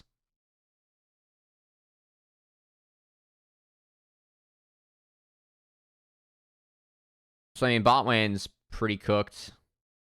This is hard. Nice escape from APA. And Umti's able to get out. Well played, Umti. Moss is dropping a lot. What's up, Flyboy? So that's a good start for TL.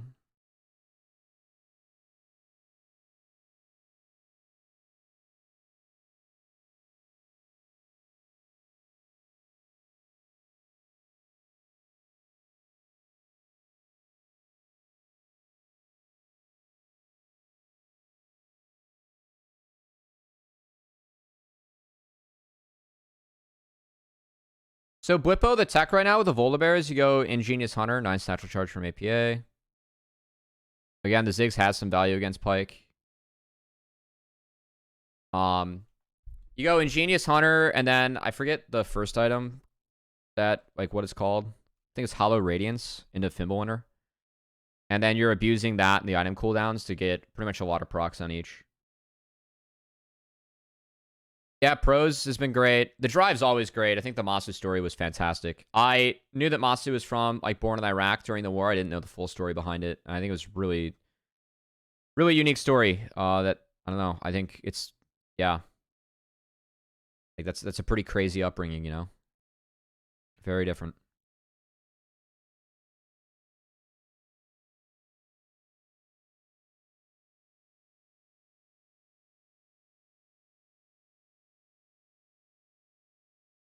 Masu just gets absolutely chunked. Unending Despair, thank you. That would be it.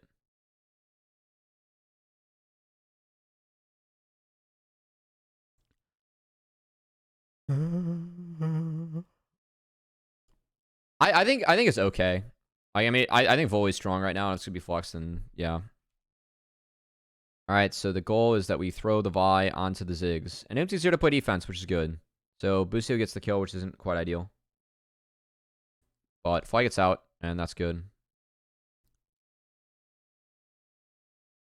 School in Michigan and studied Arabic and had friends who were Iraqi. Damn.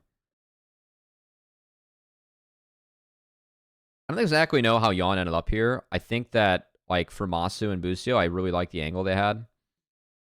And if Busio hits that, then, you know, potential kill, but he doesn't, and then he dies because you're Pyke. And it feels bad. Yeah, and then Yon does. Ends up taking a better base. Masu's matching.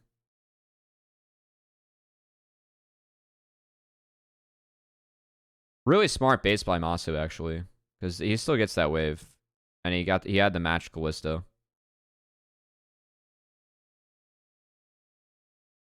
It is Poke Ferris this game. I think there are a couple ways to get through the tank line, and also you have to kind of play off the Pyke, so I think it's the only way that you interact consistently with this team. I think Impact had a great series.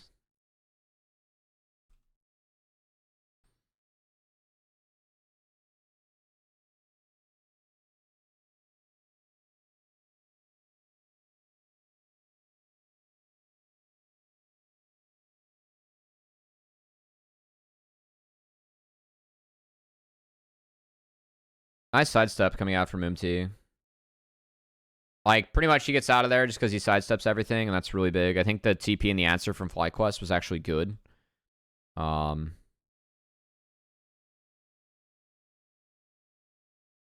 yeah, they end up finding it in the back half. MT resets. They don't see this, but this play is still there for Fly. Like, Yon doesn't have flash, so I really like the Vi Talia. Really good here. Yon doesn't have some, so not much you can do. Yeah, he's dead. There ain't nothing. So nice TP response.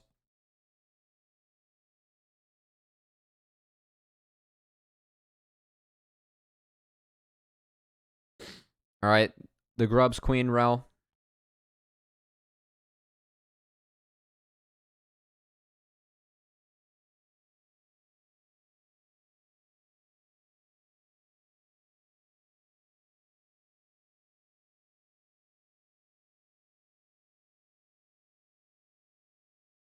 Busio doesn't get any alt resets here, but it is a TP.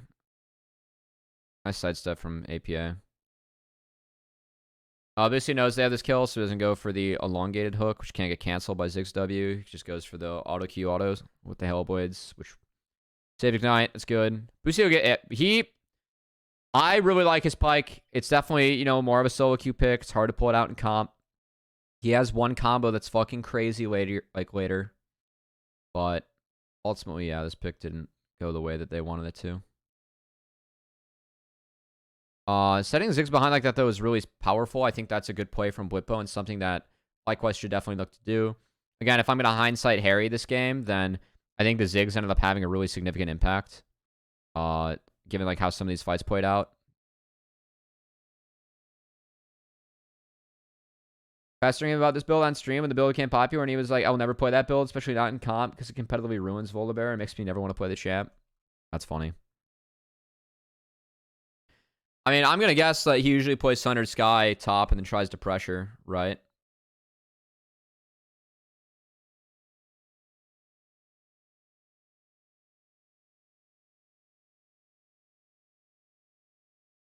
So APA gets one tapped. This is the combo that Busio pulls off that's just ballistic to me. That is so fucking nasty from Busio.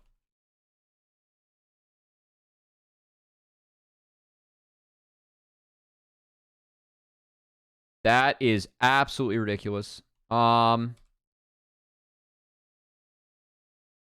catch by Core. He knows that he can walk on out. No, it's not the execute. It's the E into execute into flash to get a stun. It's crazy. Look at this. So he's going to E, and then if you hit it, your E follows, and then he flashes to get impact with the stun. It's actually ridiculous. If you're a good Pyke player, you can see shit like that. It's like doable, but yeah.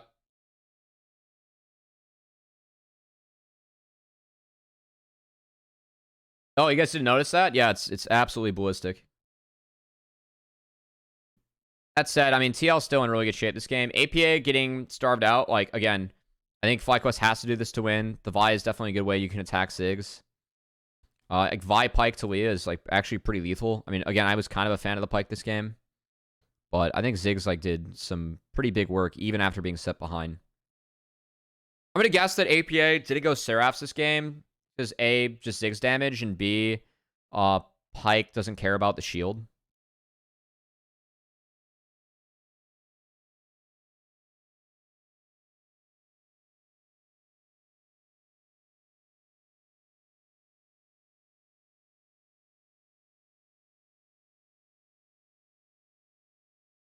So Jensen gets bot. He does have to ult. That's big that Impact was able to pull it. And then we have a TP coming in. Jensen can't follow this. It's nice on the Umti. The Pyke ult misses, which kind of sucks. And then again, like this is where I think the Ashe Ziggs Callisto like actually did some significant work.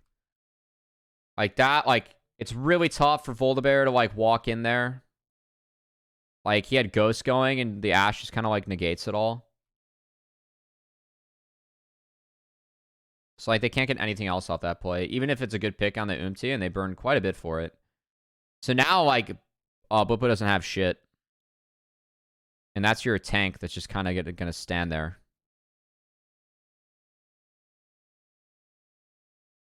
They have to play through bot too. I think TL did a nice job of carving out vision on the retake here. They got there first on the deploy. And FlyQuest, their deploy, they deployed bot. They had Jensen with the bot wave, but the vision carve out here from TL was really good.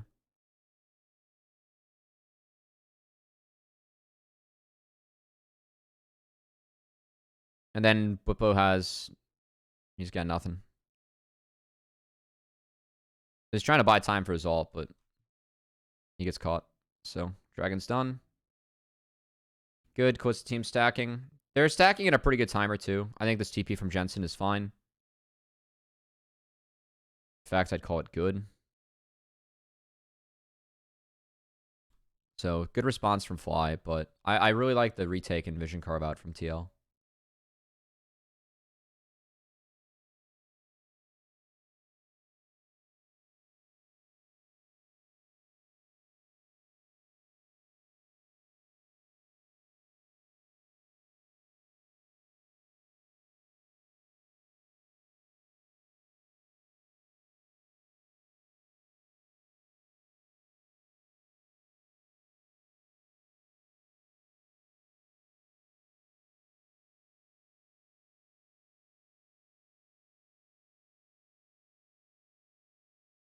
That ult from Impact is crazy good. I was kind of surprised that this got Kasante like over the wall. I feel like it was on the edge. So honestly, a little bit unlucky for FlyQuest because I feel like this pick is like it's kind of proper. It also buffers through Busio's E-stun on the Pike. And after this, like the damage that they put on the Jensen was really big. So nice combo from APA. And now we just get to watch Ziggs in a choke. Good luck.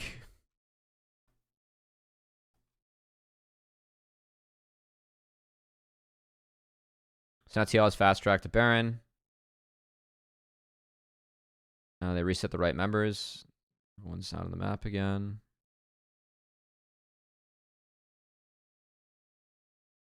Good try to bait out this ward from FlyQuest.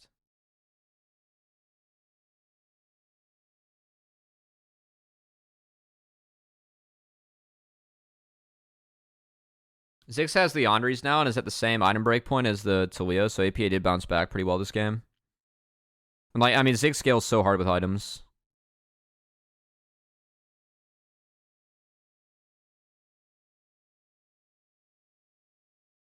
Really like the Frozen Fist on the Kasante this game. I think all TL has to do is just control like space and control range, right? All right. APA tried to catch a side wave. He cannot.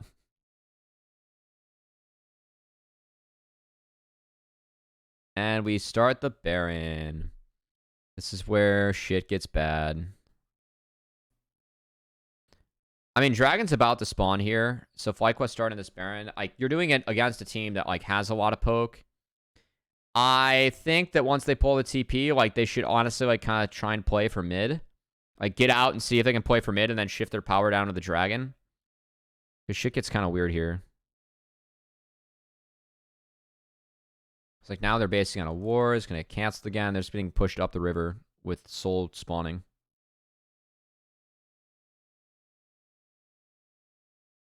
Lucio's got Mobies. He's fine. But like after all that, TL gets the fast track mid.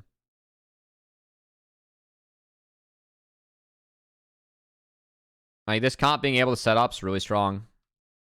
You have Ashe Ziggs just taking up space and poking. I kind of think that Ashe might have... Oh, yeah, that's right. That's a really good pick on the Jensen, too. So, this vision, no one from FlyQuest drops any wards to protect Jensen here, and Umti just fucking runs at him and kills him. It's really, really well managed by TL. And, I mean, that's just it. That's just it.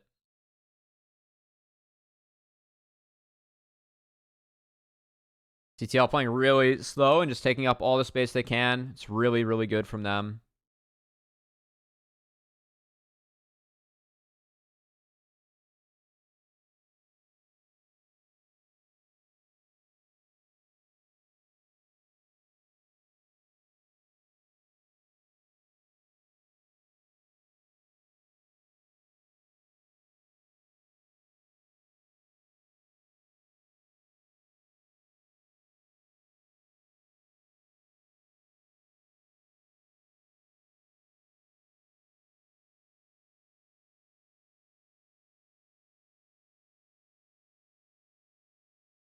That arrow finding Masu kind of hurts. I mean, again, I think this game is really hard at this point. Like, you can just see Blippo is just eating so much from Yawn. Yawn forces Pike over the wall. Inspire's ult was down. He gets ripped apart. Get a Masu flash, and yeah, it's Baron. Ocean's still a decent draw, too, for TL. It just kind of helps him play the game slow. I think Ocean Soul is like actually the weakest soul, but it's not the worst draw in the world.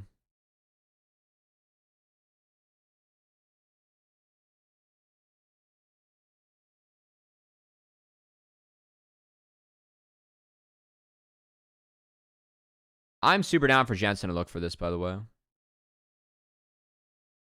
that's actually a really good look from Jensen if that hits. Game's wrapped though at this point.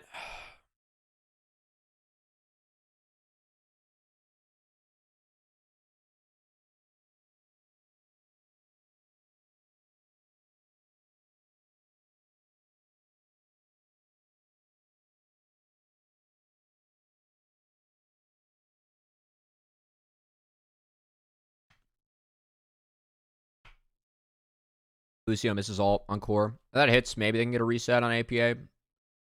But nope.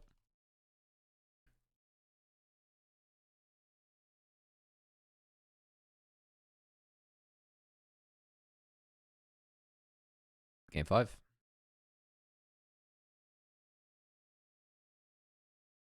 All right.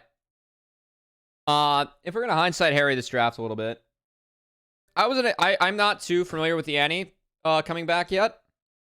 Obviously, Ari blind is kind of a thing again. I think that as Ari blind emerges, we're gonna start to see some different responses to Ari. And yeah, Annie is strong into the Ari baseline, but like the issue is that you're still playing fucking Annie. But overall, I think that when Annie's drafted, it's actually really good in the 4 champs that are showing. If you're a little bit vulnerable to Rumble, and I think Rumble is a problem this game, because like you do have 2 immobile carries. So like the decision to ban the bear and not the Rumble, I think was a bit interesting. I'm not exactly sure what they're so scared of when it comes to bear. I think MT early game is good, and like he's good with the bear, but I wasn't exactly expecting to see that. Like right now, like if you're playing Ari Rumble into 2 immobile carries, like even with the counter pick, that feels okay. So they banned out 2 junglers to set up the Lee Sin. Ari Lee can play sides really hard.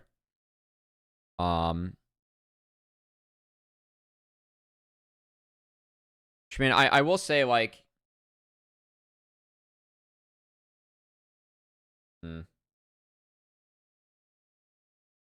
I don't know. I did like the Annie pick. I think Taric is decent, but there are a lot of ways that FlyQuest can at least wait out Taric ult. So, like, I mean, the Taric for the lane is fine, but it prevents Viego resets, but also, like, you have Depth Charge, Chain of Corruption, Tibbers, and these 2, like, can buy some time, at least to wait out this ult. And I think we see a couple fights where that happens. Taric's not too one-shottable. Other members are one-shottable.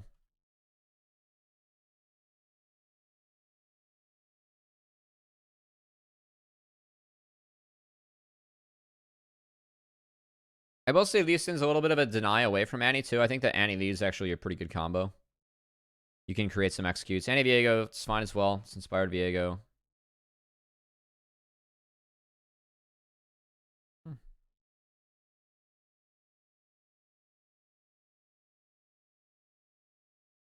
It does. Again, I think Annie was a nice pick. It ended up... I thought that the Taric was like going to be kind of game-winning when I first saw this draft, but as the game played out, I think it's another game where like the Renekton can be really strong on side lanes for FlyQuest. And Blippo, he didn't start W in this matchup. So this matchup goes a lot better for him. That W start kind of nuked him.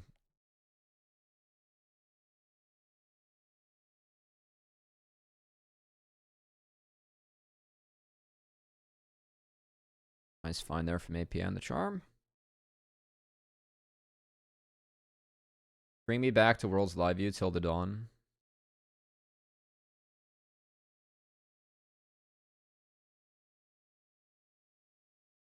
Nice stun from Jensen. That ends up being really big because MT skipped a camp to hit that timer.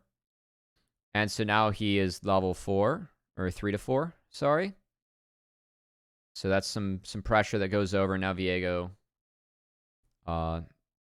he leeches some XP off mid. Man, this is truly anti-gaming. And he gets double crab. I can't live view MSI.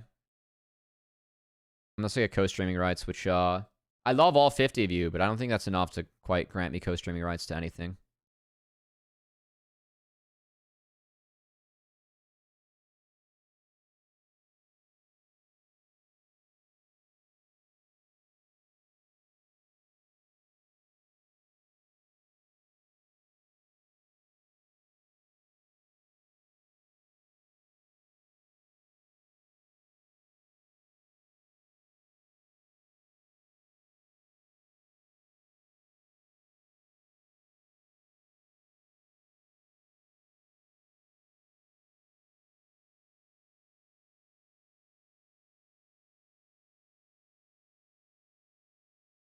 Nice dive from TL.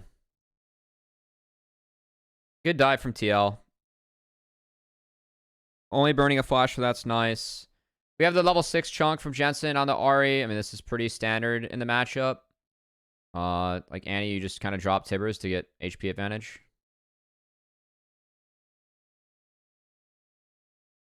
Masu still got the full wave. I mean, yeah, it's better if they kill Masu, but at least they get a clean reset.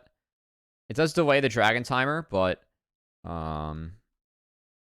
like Yon's sitting on boots and refill. I don't think that dragon was really an option.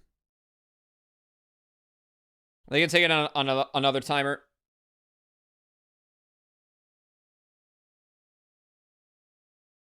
It is the Lethality Varus again. That's the right move this game. You aren't going to be able to auto. NTL is somewhat squishy.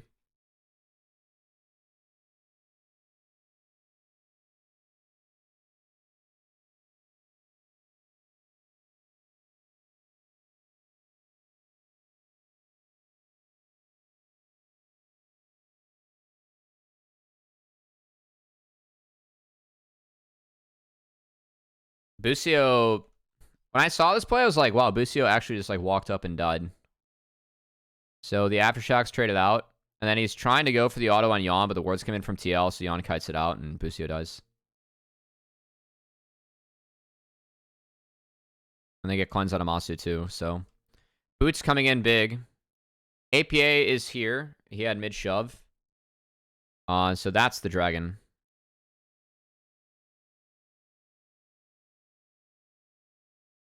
And Impact pulls out Bwipo's flash, which is nice. Bwipo... A little bit more respect for the matchup this time with the null magic mantle, realizing that he's also not going to get as much help as he did in prior games. Now, I'd say like where Bwipo's out in the matchup, like yeah, he did lose flash, but he's fine right now. Like the fact that they found Rumble once was big.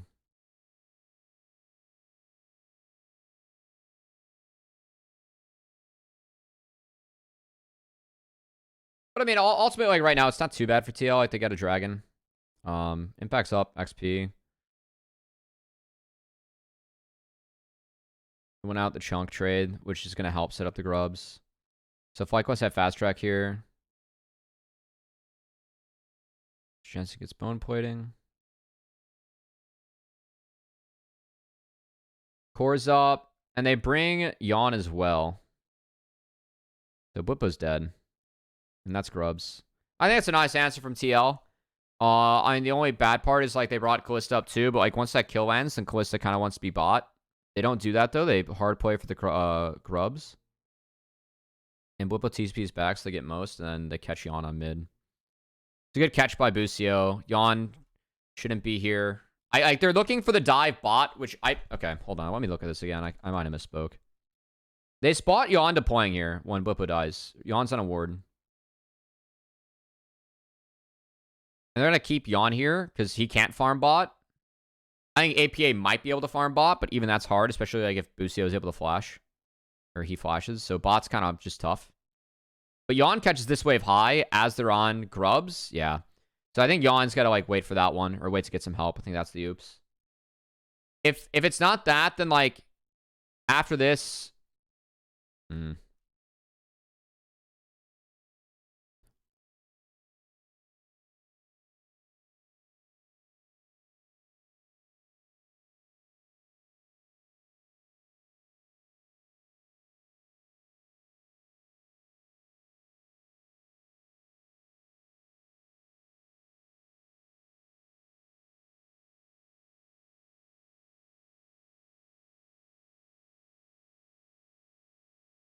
I hope the FlyQuest bot lane continues to ball out.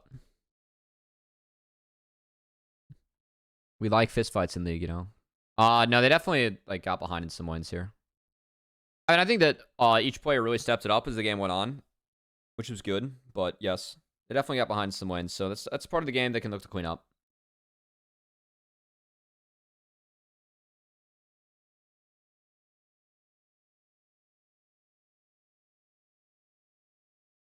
Bwipo ends up buying quite a bit of time here, which is nice.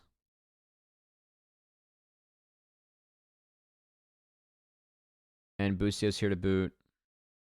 I don't know what the solution is though, like for Yawn dying on that mid wave. I don't know if like they can actually like, go play to like try to catch bot wave or like have APA go down there and catch it.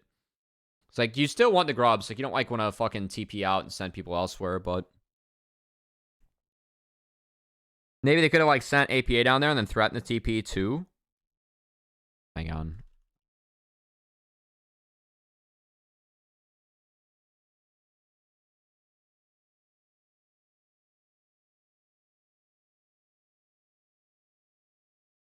Okay, here's my solution. APA base is right here. APA base is right here, and then he walks bot, and then you just spend TP. I think that he lives with, like, he has mercs, and he'll have a base, so he'll probably pick up, like, I mean, maybe chapter, like, be close to that. But I think if he bases there, then you can at least threaten the TP back to Grubs in case there's a fight.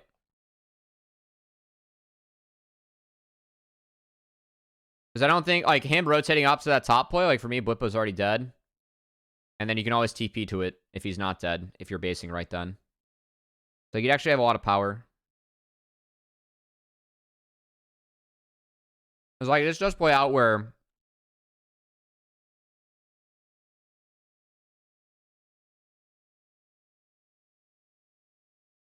Oh, this is fine. Yeah, series was fun.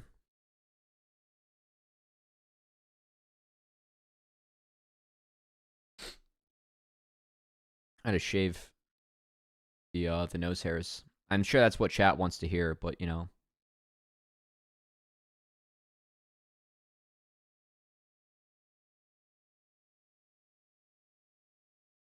Yeah, this is... I mean, Jensen spotted here by TL. So TL going for this was a reach. They really wanted to make sure that this was all scheduled on Easter.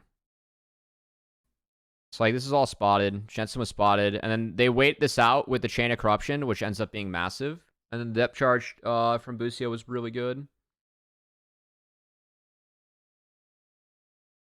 Wait, what happened here? Where'd the W go?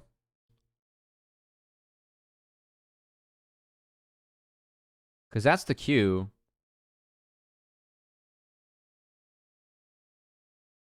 How did that not hit MT?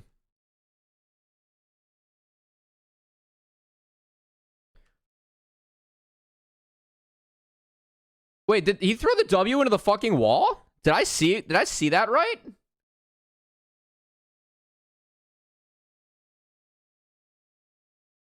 Jensen.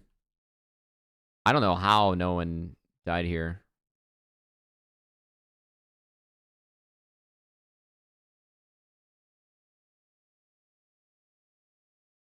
Interesting.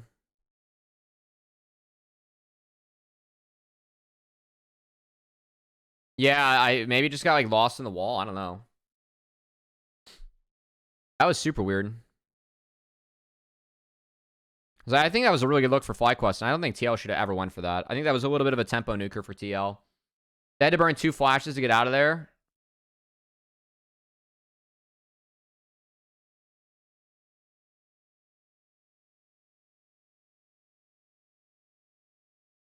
And Core goes down. Like, Core, in theory, would have everything up for that. Oh, nice Q from Masu here.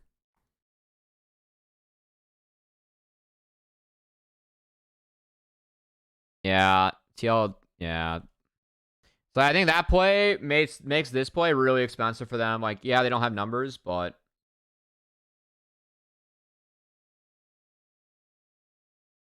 Yeah, the Masu Q hurt. What's up, Quox?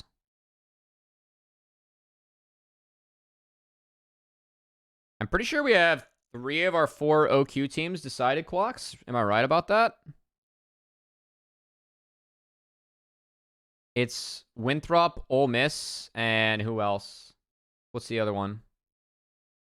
And then we're just waiting to see if CCG wins, which they might. I hope CCG wins. I really do, actually. Oh, Blue Eye, yeah, Ole Miss and TBD, yeah. Yeah. All right. I was kind of curious So Inspired is walking to defend top.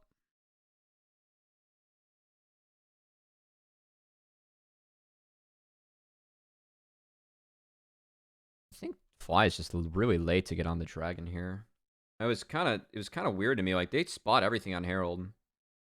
Inspired was almost like working his way up to try and defend this.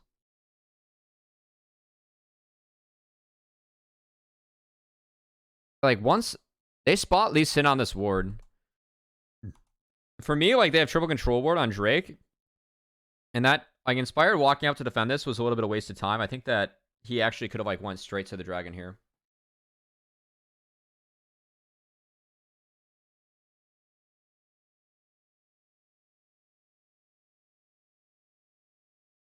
I could have, like, Raptors dragon a little bit earlier.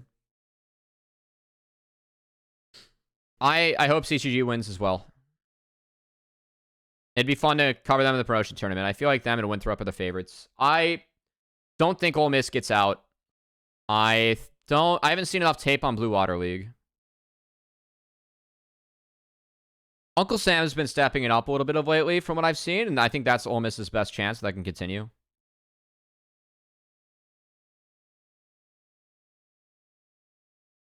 All right, so FlyQuest win 2 plays on the map here.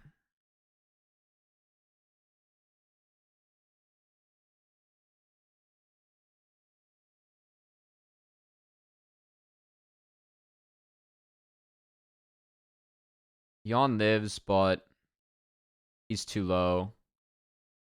So yeah, again, FlyQuest win 2 plays on the map. I mean, Umti's on a camp here. Like, he's trying to take the red. And APA is showing on this wave. I think it's a nice camp from Whippo. I like how Whippo follows this one. I think it's a nice setup. Again, I think Jensen and Whippo play really well off each other with on FlyQuest. Like, that's definitely something where if I'm C9, I'm definitely looking out for that. And JoJo is definitely someone that will take side lanes he's not supposed to. Like, that's, I still say, like, to this day, that's probably like the one error I can find in, like, his game.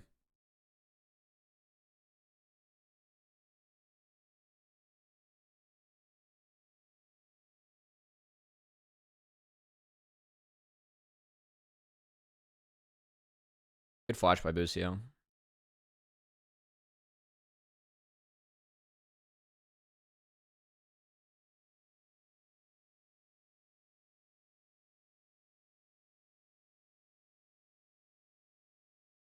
No shot. Fly stands a chance versus C9. I mean,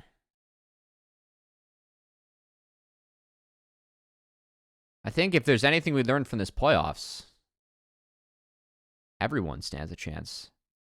I mean, 100 Thieves did not. I think they took poor drafts and played poorly against C9, who did beat them. I don't think FlyQuest is going to play that poorly.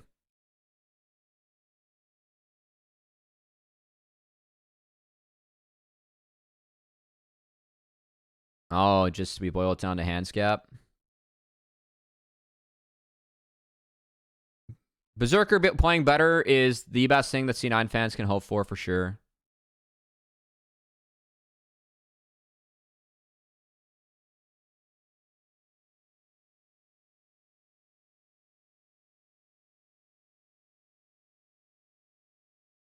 I think that was a good fight from Busio. I think Busio actually played the Naunt really well that fight.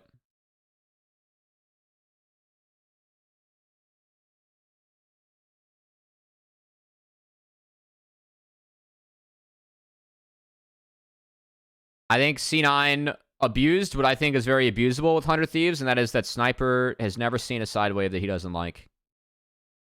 And he doesn't believe that he can farm, even if no one's showing. I think that fact that their most experienced player and leader was a little bit under the weather was a big impact. I hope we see a better look from 100 Thieves this upcoming week. I know TL doesn't want to see that, but you know.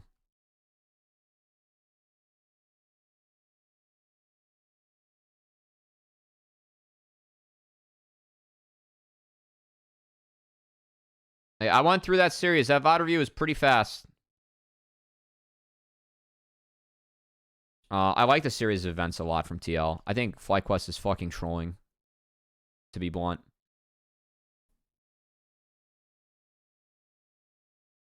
The fact that they aren't able to base here is... I mean, the offer impact is like god tier. But, like, why are we TPing in to save this?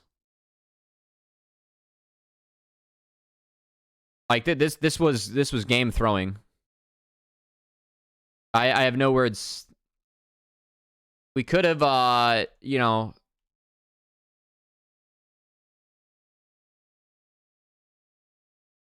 Like, legitimately, if Jensen and Inspired based here, I think they're fine. Actually, kind of surprised Umti didn't port. This is so free for TL. I have no idea what that... Alright. Yeah, and then Blippo TP's in. He's like, we're going to save this in a 3v5, guys. Have faith. And it's like, oh, fuck. Get that shit off my screen. It is truly, truly outrageous.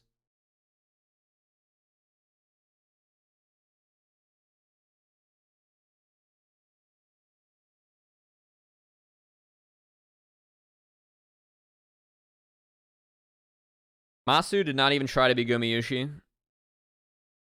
He wanted to amp the damage numbers. I think the delay of base is good, though, because, like, you want the Hex Tech to go over to fly still. It was the TL room doing this again. Yeah, they're like, what are they doing? Yeah, so, I mean, fly at least still gets the Drake off this. But then the push is on, so Blippo gets bought in deep. 4-1. I think this is the right formation for TL. I think that's a fine formation for him. Yeah. And now, like, they could base and just, like, run bot. Oh, that's right. This is bad. This is a really nice hook from Busio. And a kind of an oopsie from MT. Impact's not here, so I think no matter what, the fish, like, you cannot hit a fish. Instead, Busio hits the fish. And it's really bad.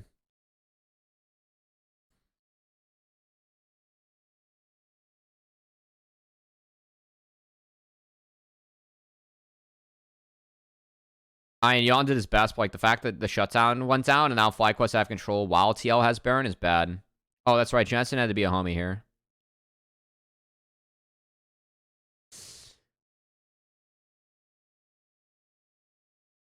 Oh, man. Like, Blippo, again, if Blippo has TP for this, you could maybe reach, but Blippo had no TP, so FlyQuest throw again.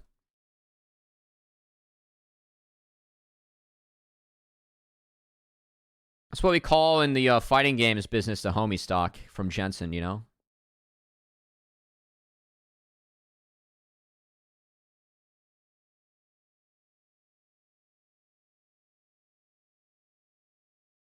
I still think it's going to be C9 Fly. But I think TL are actually my third at the moment. I know 100 Thieves didn't look their best this weekend, but I think TL played well this weekend. And I think the TL Fly series, I mean, it could easily look like this again, you know? Like, if APA played better today, then it could be C9 versus TL. Yeah, I thought Impact, Yawn... I think Impact, Core, and MT, like, played well as a trio, and I thought Yawn really, really had a good series.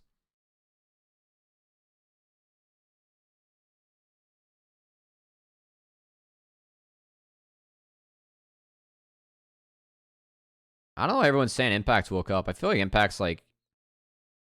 He's been fine this split. It's just, you know... Meta gets back to Rumble Renekton, and Impact all of a sudden is like, you know... Like, he was the best Udyr in the league by a one-shot. TL were the best Udyr team by... Okay. So first off, Umti is hitting mid-wave. There is no TP available for TL, and, like, we're against a 5-stack. So, again, I'm really down for Busio to send it. But APA should not have been there at all.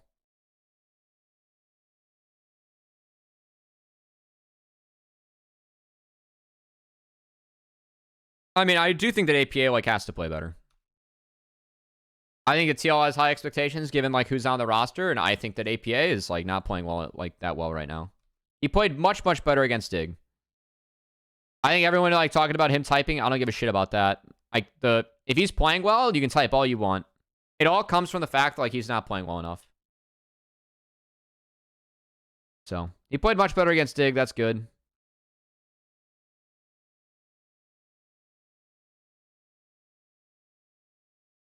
I don't know if they play with Roamer during the playoffs. I think Spring's where they have to make the decision. Roamer is a better laner, but Roamer is... I think APA doesn't get enough credit for how well he's able to play out the map. I think Roamer is a bit of a lost puppy sometimes on map. And I can't tell if that is a comms diff or if that is a player diff. Nuke Duck's so dumb with this shit, man. He's like, please stop giving me heart attacks. Roamer's a very good laner. He absolutely, like, he is the reason that TLC are facing Fly C in Challengers. I mean, it's one thing to be self-aware. It's another thing to, like, you know, keep on working on it and fix it, right? Roamer, Quad is much better than Roamer.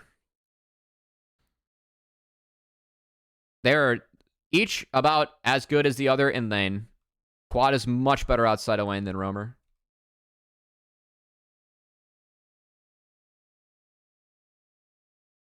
My gut says NRG just picks up Licorice and calls it a day. All right, so Jensen got... I think that Surdy is a good candidate for that team, though.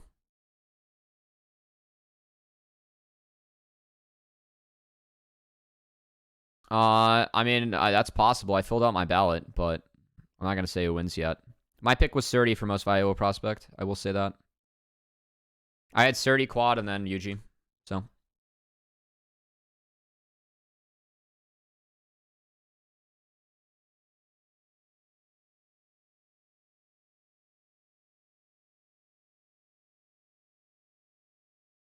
we have the 5-man port. I had Shaden in my vote as well. I had Shaden 4, Zyko 5. I don't think Shaden had an outstanding split, but I still think Shaden's really good.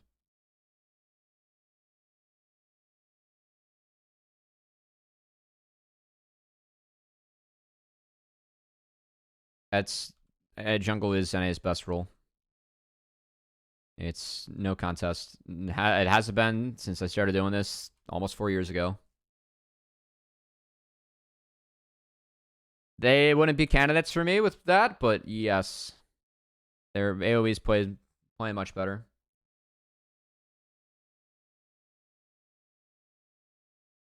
I think I've talked with FlyQuest, and I think that they have no reason to not give Quad up, because buyouts aren't really a thing anymore.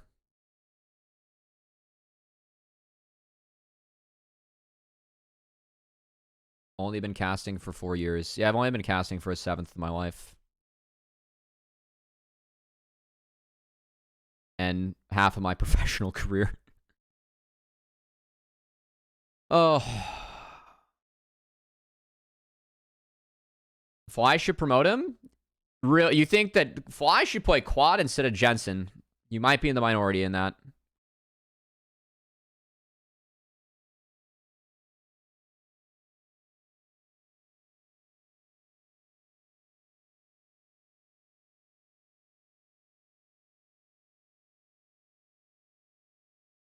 Alright, so TL played to deny Soul, and then we have a TP top, and we're going to try and play off this wave. Jensen's trying to sneak in here, which this is cheesy, but I kind of like it. Again, you're syncing your TP timer off of the Drake, which is okay. I'm okay with this. Whipple gets out. Say Yawn missed position just a tad off this. I think if Yawn plays a little bit further north, he doesn't open up this window. This jump was bad, so that's a bad click, and that gave Whipple a little bit of an out.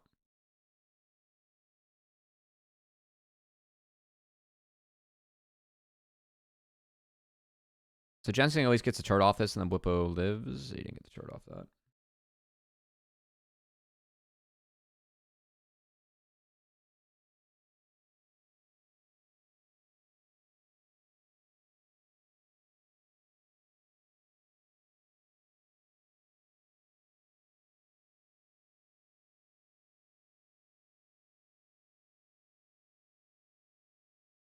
Yeah, I mean, I will say the mid pool in NACL was really top heavy. Like, I think Roamer, Spyrax, and Quad were all good, but the rest were not that great. Outside of one or two exceptions. I thought Young had a decent split. All right, so this play on the Jensen, they one-shot him, but Bwipo comes in. Bwipo's TP placement's really good here, and Core flashes in to try and save, and this is the Yawn hero fight. Yawn actually just tries to go sicko mode this fight. That jump was really good. The dodge on the Tarek was really good. The flash was necessary.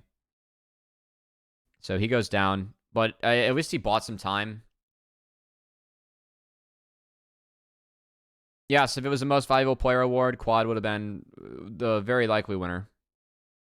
So I'll have that fight. If I get this, I think that TL overreached a little bit. And that core flash was really expensive because that ult got no value that fight. I mean, APA only has... He's got 2 charges. Yeah, I think the flash from core is just a super reach. I really don't like the fight from TL. I think it's not respecting the TP.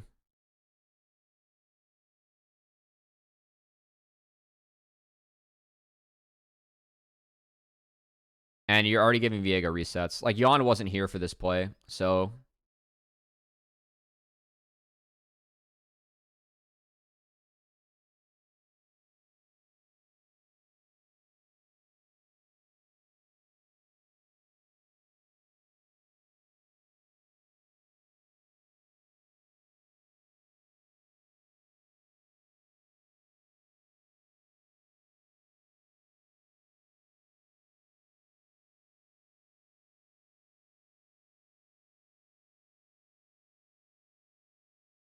I don't know. I mean, the interesting part is that, like, there's the rumored Tier 2 Americas tournament.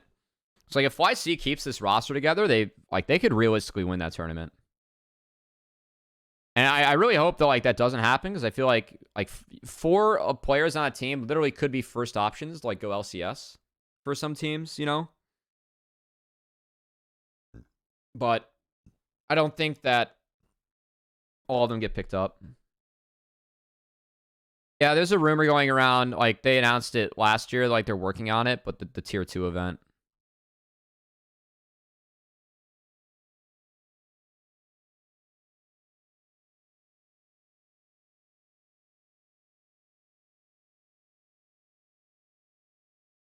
So Jad improved a lot, but he's still a rook, and I don't think any of the ADs are good enough in Challengers League. I thought AD was really weak this split.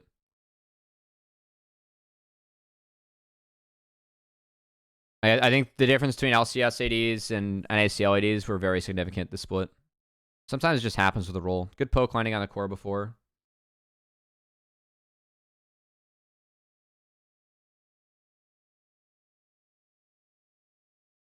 Okay, so blue gets a Drake. I think Toasty has more room to grow. I'd take Onat as a player today over Toasty, but I think that Toasty, like, has been playing as long and has... Like, his landing is very obviously poor. But I think Toasty does some decent things outside of that.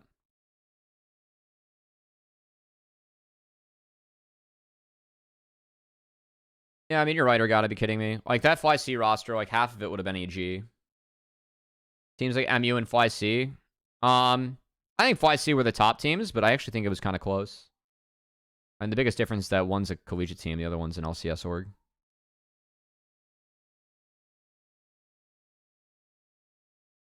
No, I thought Tenacity was quite good this split. I rated them as my second best top laner in the league.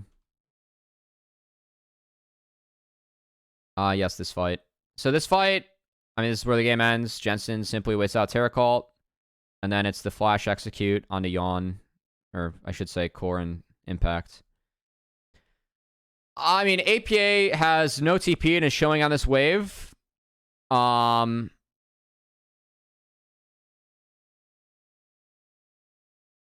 I like how hard Fly pushed this, but for me, like, Umti, the kick wasn't good enough to disengage, and Impact gets locked up. It's a really good engage coming out from Jensen. So, I mean, TL just couldn't take that fight. Yeah, no, TL can't. If APA is on that bot wave, then TL has to sack that one. And that's sadly how the series ends. Series is bloody as hell and kind of fun, but